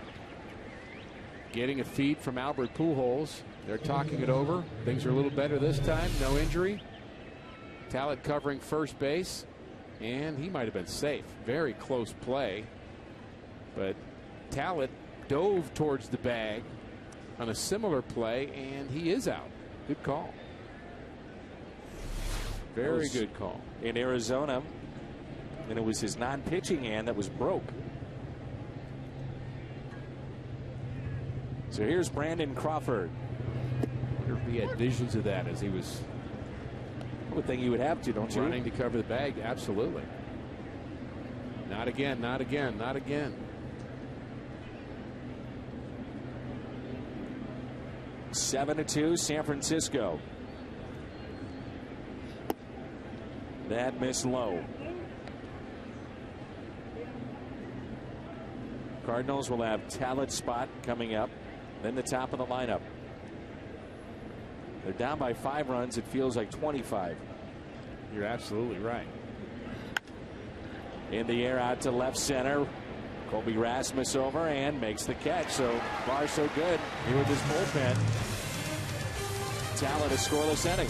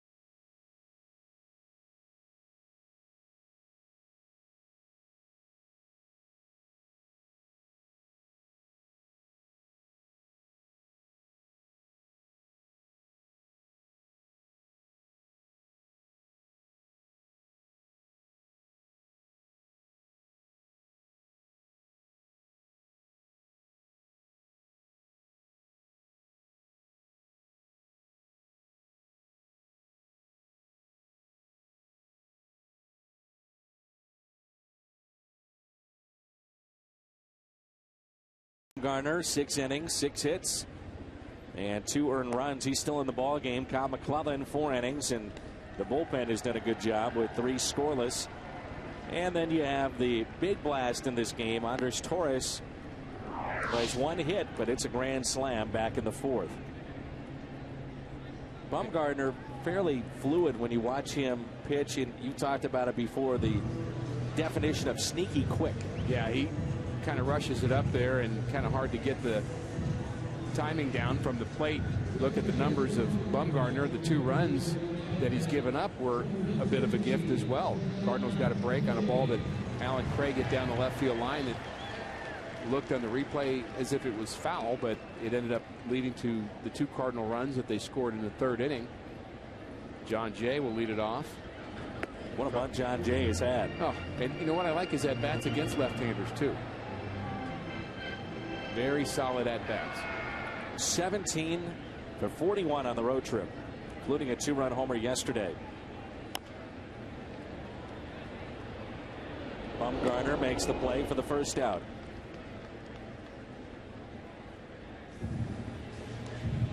Alan Craig, John Jay on that 6-3 road trip. Great numbers from a couple of young guys, both hitting over 400. Craig driving in 5 runs to go along with it.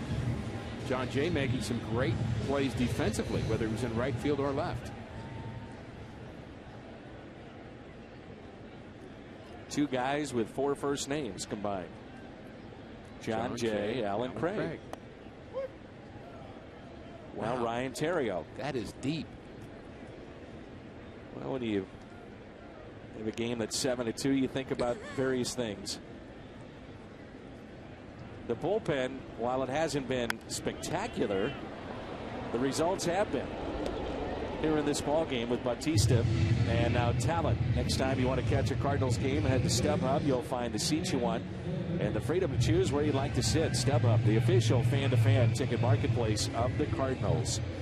And what you mean by that, Rick, is that Bautista came in, he got the first 2, then he walked the next 3. He strikes out Bumgarner, gets out of the inning. Next inning, 1-2-3. Then in the 7th, leadoff walk, 1-2-3 after that. But the walks are the reason that you made the comment it feels like a 25-run deficit instead of just a 5-run deficit. They gave up a lot of base runners and kind of slowed the pace a bit, but still were able to put the zeros up on the board. I don't know if you've noticed, but Miguel Bautista, not the quickest worker we've ever seen wear a Cardinal uniform. No, that would be Jake Westbrook, I think. He is the quickest. The slowest worker that we've had over the years has been Jeff Suppan, with runners on in scoring position especially. He would go into the four corners, put Phil Ford right in the middle of the floor, kind of spread it out like Dean Smith used to do in the old Tar Heels. No shot clock. No. That's why it's America's favorite pastime. Game without a clock. Yes, there are other important sports in our country, but this is a game you can kind of come here and get lost in. The 2-1 pitch.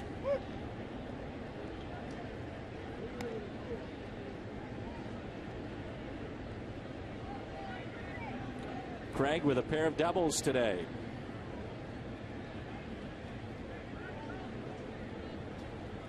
The 2-2.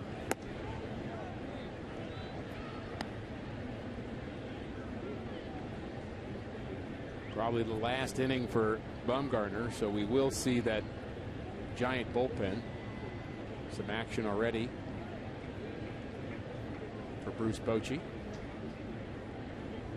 Pretty solid outing for the left-hander. Pujols is on deck. And the 3-2 pitch to Craig. We talked about it, his lack of run support in his starts, but yet quality starts just about every time out. And this lefty has given the Giants a chance to win. Well, in the end, that's what your job is. Ramon Ramirez is the right-hander loosening. You can't control really what your offense does, except when you're hitting. It's sharply to short. That sends us to the 8th. It's 7-2 San Francisco.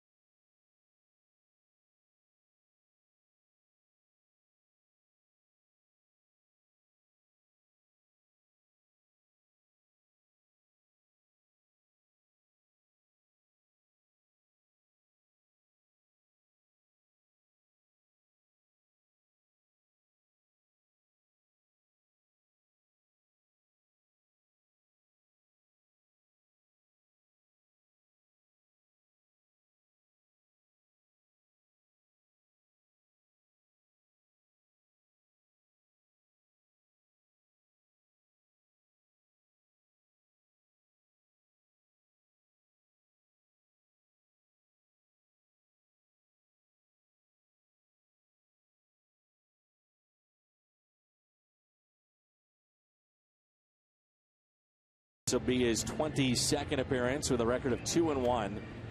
19 strikeouts to 8 walks, no home runs allowed, and opponents have hit .230 against him.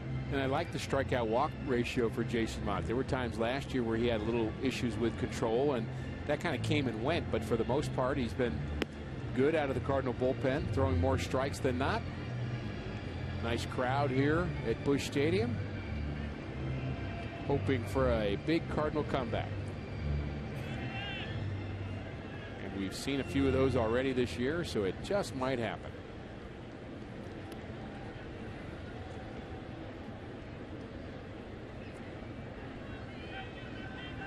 Pat Burrell is moved to the on-deck circle.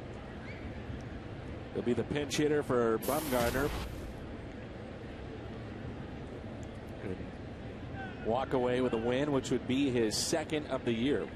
He would go to 2-6 as you see the shadows just about at the rubber of the pitching mound. Fastball in there for a strike. Giants have out hit the Cardinals 7-6. Big difference in this game. Torres A grand slam back in the fourth after a walk to the pitcher. Saw it Mott, the road trip, looked like Rick trying to incorporate that cutter a little bit more. And getting a little more confidence in it. You could tell by the counts that he was throwing it. Trying to get some outs with it. There he throws one 0-2. You know, really, he's always had a little cutter, a little slider, but having it and having command of it are two different things. Right. And where you throw it in the count. Exactly. I mean, if you're just showing it to somebody and you throw 98 miles an hour and you show me a little slider once in a blue moon, they're going to lay off that pitch. They're just going to leave it alone. They're going to just look dead red and not worry about that pitch because you won't throw it with 2 strikes. But if you start throwing it with 2 strikes or in a 2-2 pitch, let's say, now you've got me thinking about 2 speeds, 2 locations, and hitting's a lot tougher.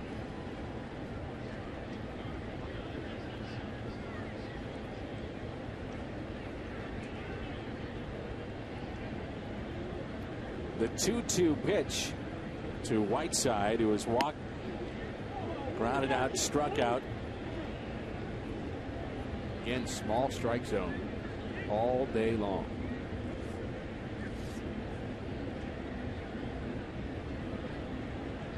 The 3-2, foul back.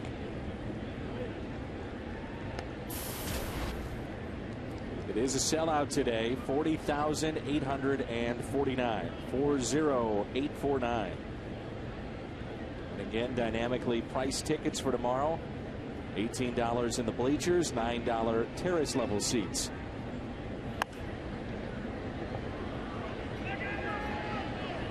Berkman, one away.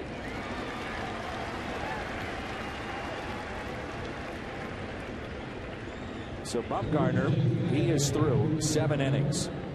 Gives up 6 hits and only 2 runs. And just a couple of walks on that small strike zone. Strikes out 5.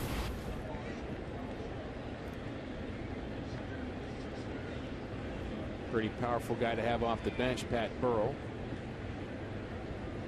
Longtime Philly, then Tampa Ray. A pitch at 96.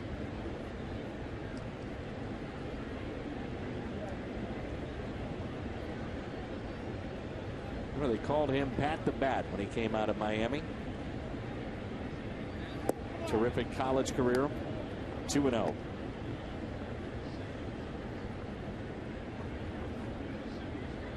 .104 pitches for Bumgarner. 70 were strikes.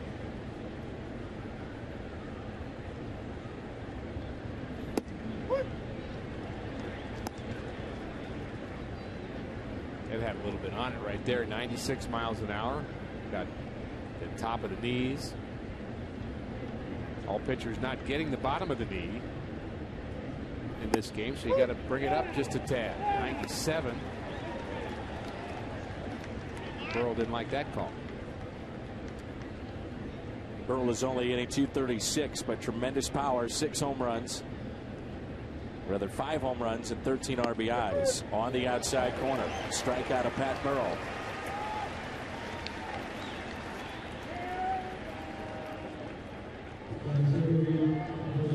Burrell could have phoned that at bat in.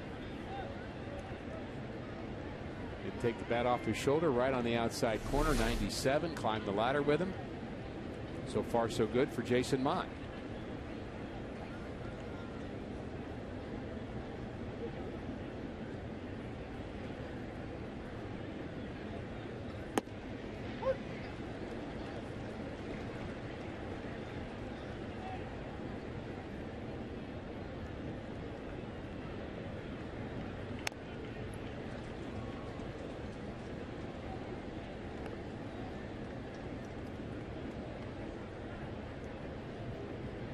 Bumgarner looking like a pitcher that doesn't really want to be out of this game. He doesn't really have a choice, though, does he? No. His afternoon is through. Very good. Again, 7 innings, 6 hits, only 2 runs. 0-2 the count on Torres, who rips it into right field. Berkman won't get it, and that'll go to the wall. Torres will stop at second base.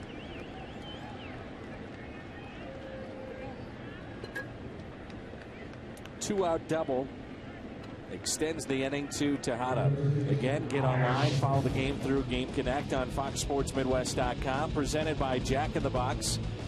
A true second screen experience. You can follow stat trends for players, interact via Twitter, keep up with the game action in real time. It's all at FoxSportsMidwest.com.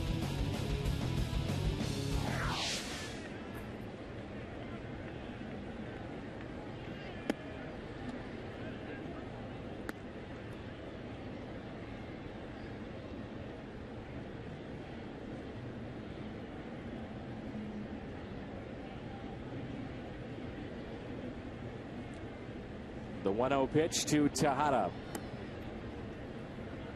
Miguel today with a pair of base hits. One of those an RBI single back in the third to bring in Bumgarner. He's also grounded out to second and grounded to third.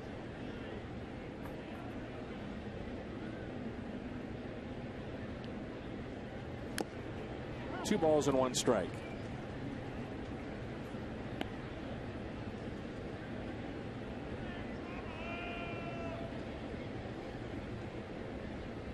Before this ball game this afternoon, get a look at the lowest run support in the National League. Only Mosley of San Diego was below Bumgarner. Narbison, Stauffer, and Latos, so 3 of the 5 from San Diego. 2-1 popped up right side. Pujols is over and makes a fine catch. Nice play in foul territory.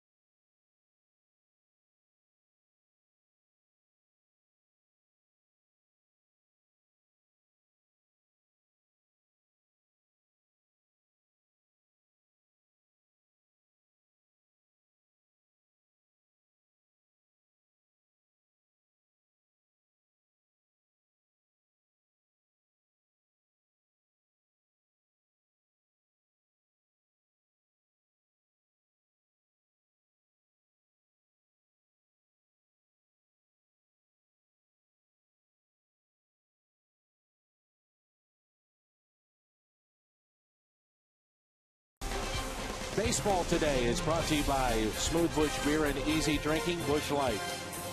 By Bank of America, where ATM deposits are as easy as an infield fly. No deposit slip, no envelope with Bank of America. Member FDIC. And by AT&T.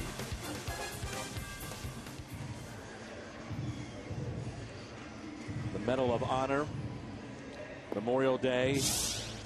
We celebrate here at Busch Stadium. This far, a rough afternoon for the Cardinals. They trail 7-2.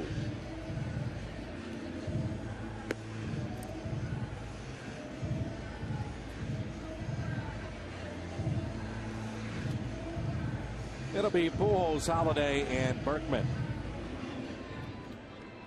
And a right-hander, Ramon Ramirez. 23rd appearance of the year is into the ball game for San Francisco. Bumgarner, 7 innings, 6 hits, 2 runs, 2 walks, and he struck out 2. Pujols has an RBI base hit to right. That RBI is 29th of the year. It's grounded to short and also popped out in foul territory. First pitch taken for a ball up and in.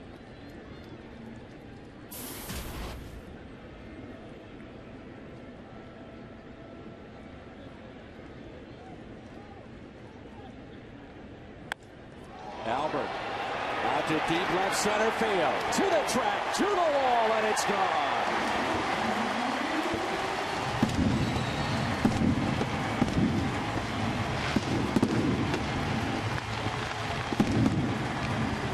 Must be May 30th.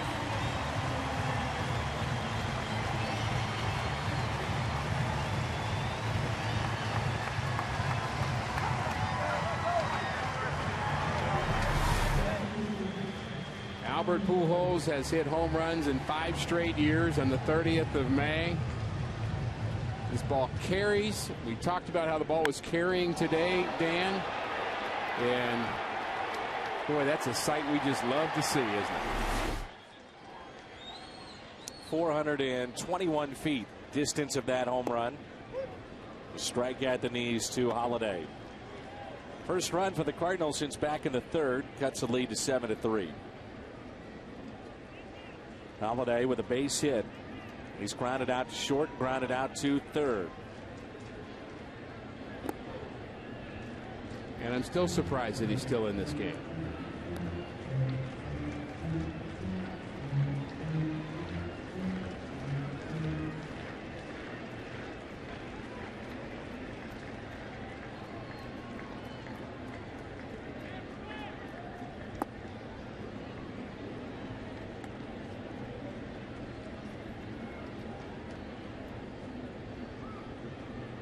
One and two the count. Nobody out here in the bottom of the 8th. Just joined us. The big blast in this game off the bat of Andres Torres. Grand slam back in the 4th. 1-2 pitch to Holiday.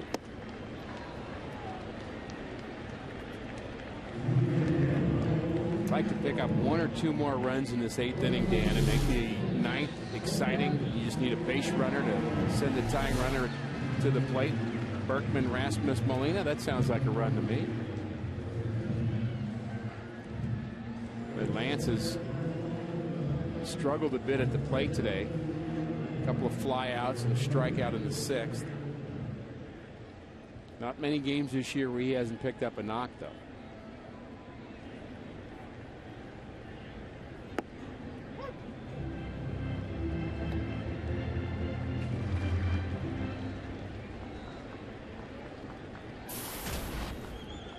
Milwaukee will play later against Cincinnati. So if you take care of business, you're separating yourself from one of those 2 teams.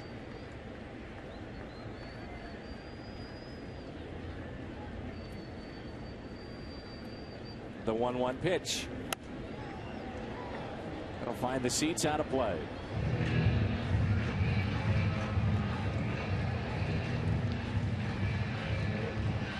Lance looks just a little bit jumpy at the plate today. We haven't seen much of that out of him all year long, but when he's right, he's just so quiet at the plate, just kind of doesn't really do much, just very still, then lets the bat come through the zone. Almost a function of maybe not seeing the ball as well today, which some days you just don't see the ball as well. Rick, there are times when we watch him in the middle of an at-bat. He'll get 2 strikes on him and he looks terrible, and then he'll knock one out of the ballpark. Willie McGee was the best I ever saw at that. 1-2 pitch. Berkman with a high fly ball into left center. Will stay in the ballpark, and the catch is made by Torres. And this copyrighted telecast is presented by authority of the Cardinals and may not be reproduced or retransmitted in any form. And the accounts and descriptions of this game may not be disseminated without the express written consent of the St. Louis Cardinals. So 2 outs, and here is Colby Rasmus.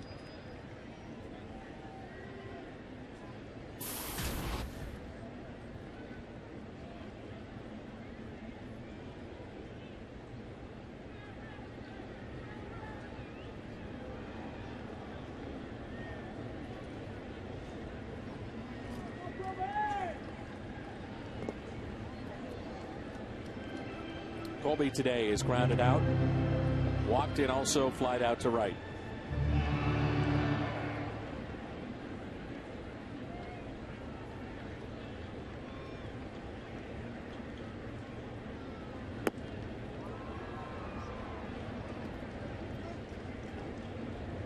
We've already had 8 walks in the game, and I'm not sure we can blame all of that on the tight zone of Andy Fletcher behind the plate.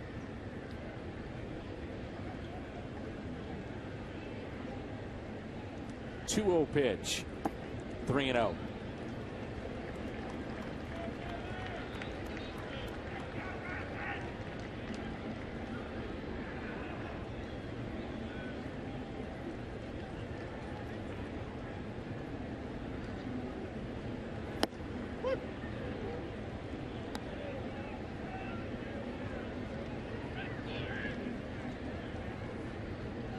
Three and 1 the count.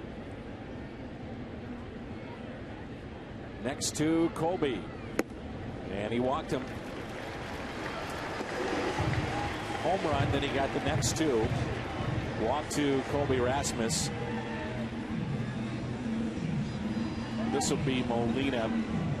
Rigetti out to visit. You get a look there at David Freese, and we're hoping sooner than later for him to come back. Yeah, I'd love to have him back. He's such a solid third baseman and another power bat in that lineup.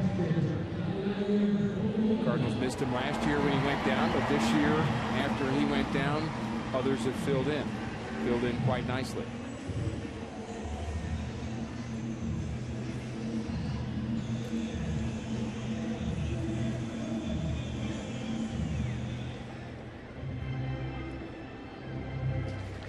I know those folks.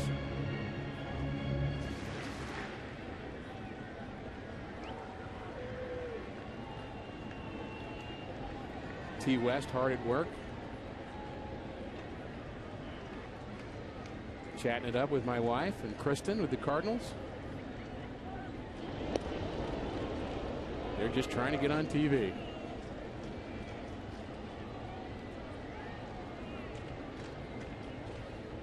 It's good to see that in Colorado over the weekend. Our good buddy that we work with, Keith Oberman, somehow was able to catch a camera. Is that right? Yeah, and he was on one of the telecasts over the weekend, but always good to see him and what he brings to the telecast, and made it to the other side of the lens on camera.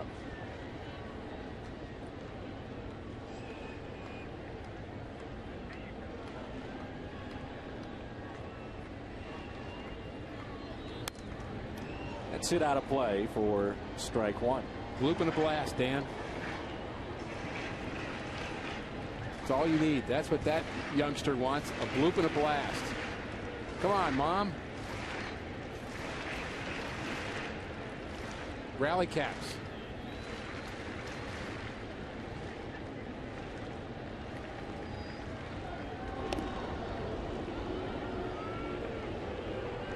Nobody really does that anymore, do they? The old rally caps. When's the last time you saw that?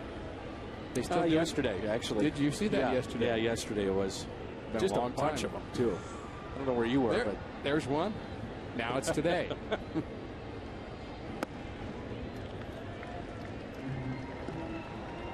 It was a staple at the college level, seeing how many ways you could wear your hat to create the appropriate karma to score runs. As if you could control it by that means. Superstitious game. No doubt. 1-2 the count.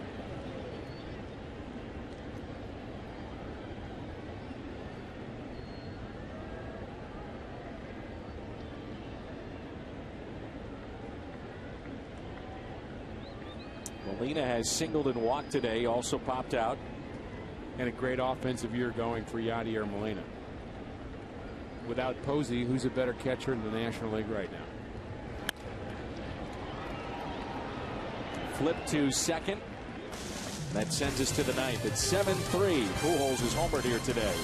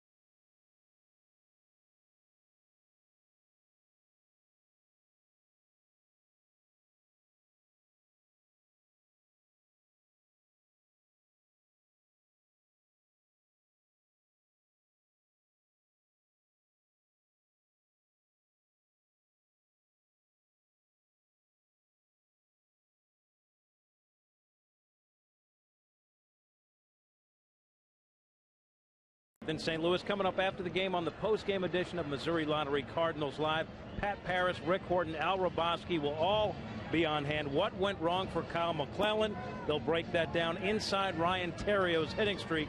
And, of course, we'll have Tony TV as well. Jason Mott stays on to pitch for the Cards as we go back to the booth. And Dan and Rick, guys. Okay, Jim, thanks. Pete Kozma is into the ball game.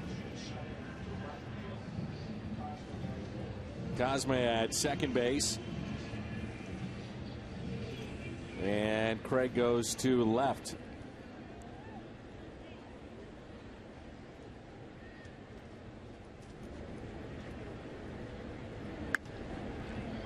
I think this may be good, Dan, for Jason Mott to get to work on that secondary pitch. Get a second inning of work. You've already had a good, clean eighth. Dave Duncan always has a watchful eye, no matter what the score. Off the end of the bat, Pujols will take it. And Sanchez retired.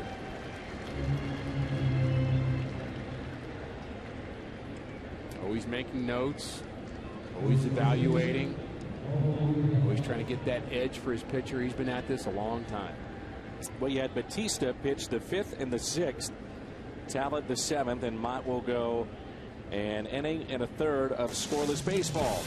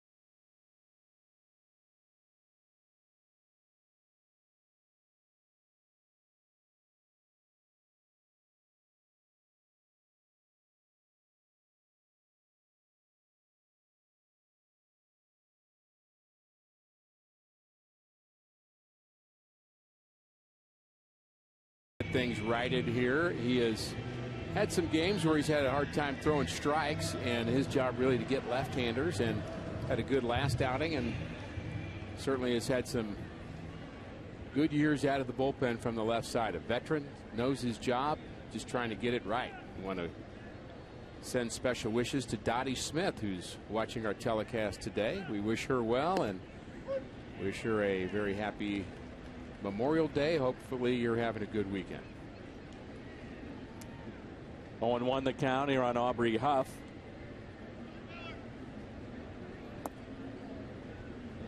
The Yankees beat the Oakland A's. Bartolo Colon picks up the win. What a story he has been for the New York Yankees.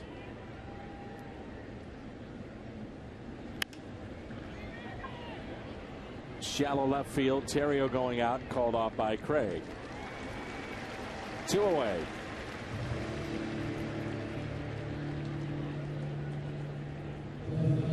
That's the job of a reliever. You come in, you throw a good pitch, you get an out, you think, wow, this is easy. And then some days it's just not. You go weeks on end without being able to make the right pitch in the right situation. Miller doesn't always get a chance to face right-handers, but he does here in Cody Roth.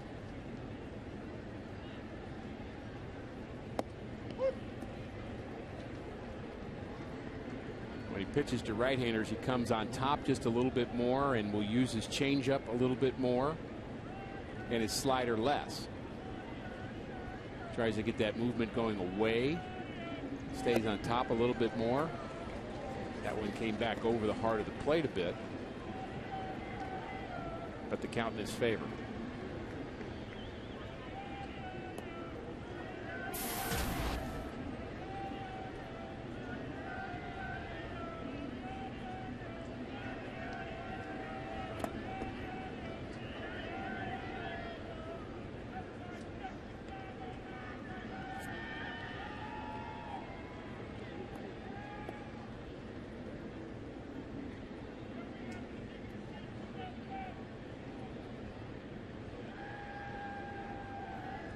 One ball and 2 strikes.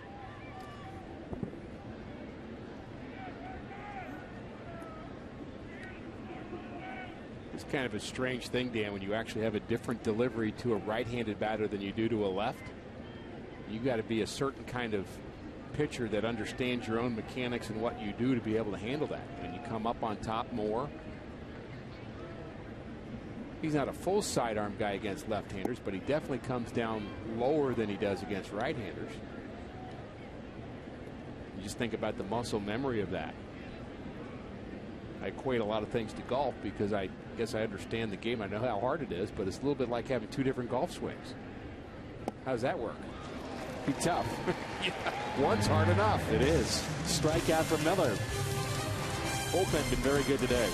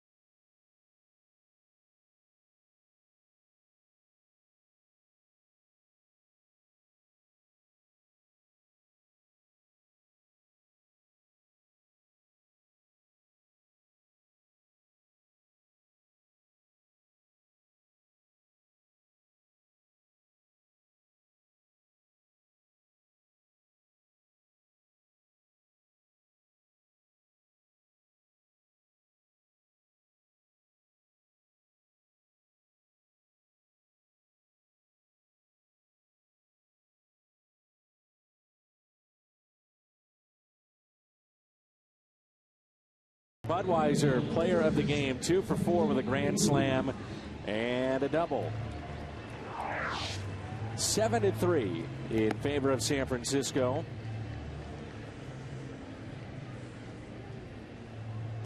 Just not enough offense from the Cardinals standpoint. One more shot at the Giants, and they'll do it against Sergio Romo. He's the 3rd Giant pitcher of the afternoon. He's become a very good setup man for Brian Wilson. And he has pretty electric stuff from the right side. 27 strikeouts. 27 strikeouts in 15 innings. I'd call that electric. In his 23rd game of the season, he's going to try to shut the door. The Cardinals have managed 7 hits. The home run by Pujols in the 8th inning, the most exciting of them all. A couple of doubles in the 3rd, but beyond that, not enough Cardinal offense. And the grand slam early has really put him in a hole. Now Tony Cruz.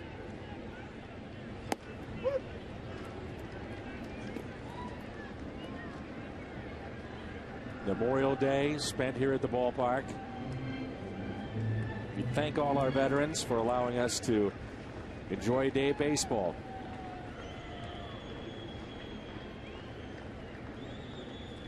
0-1 pitch to Cruz, make it 0-2.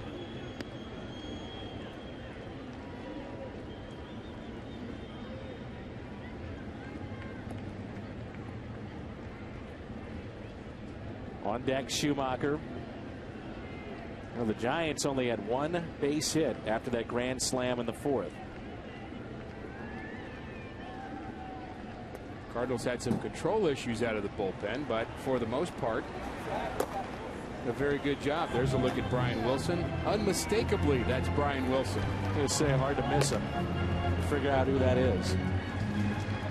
Who is that right-hander? Although Romo was kind of going for that same look early in the season. I'd like to see you look like that, Dan, one day. Won't happen. I can tell you, it's impossible. With beard like that. Now, Al would have taken Al. Al is one. I like it. Al could do that. Brian Wilson is kind of the modern day Al Hrabosky in some ways, isn't he? And for people that don't get enough of you during the game, you're coming up on the post game with Al. Can't wait. Let the two lefties go at it. A couple of jabs.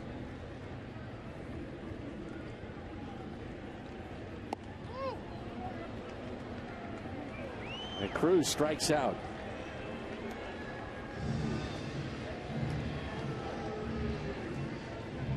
Well, we'll have Pat Parris in the middle, make sure we don't duke it out too much. He'll be ducking. Big left hook from Hungo. You go with the right. A couple of lefties on the post game. I like it. I can see it now. Here's Skip Schumacher. Apparently, our producer, Mike Helling, has also volunteered to stay for the post game, too. Help out our buddy Max Linewan. There's two away, so Mike and Rick will be part of the post game coming up. I'll certainly be looking at the day of Andres Torres and breaking down the start of Kyle McClellan. Not his best start, actually his worst start of the season. And we'll break down what that was all about. Although if he's going to have one bad start out of 10 all year long, I think Tony La Russa would take that. Yes. Yes, he would.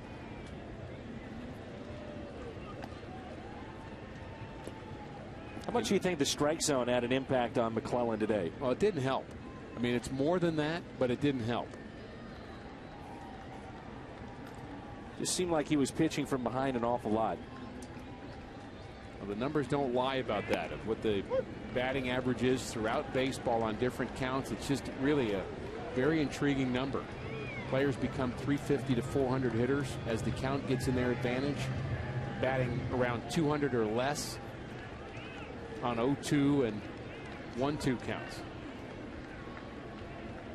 And an 0-2 pitch here to Ryan Theriot. Cardinals down to their final strike.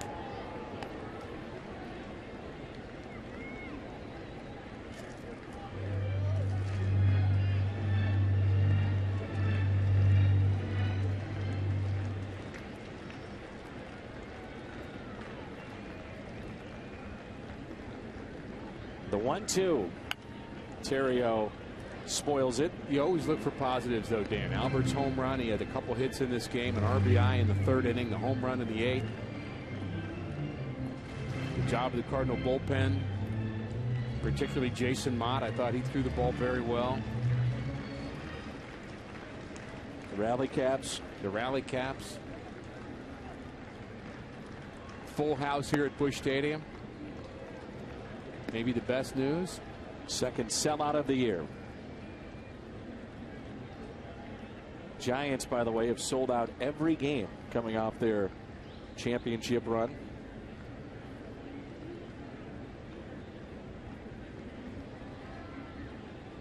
A 2-2 pitch.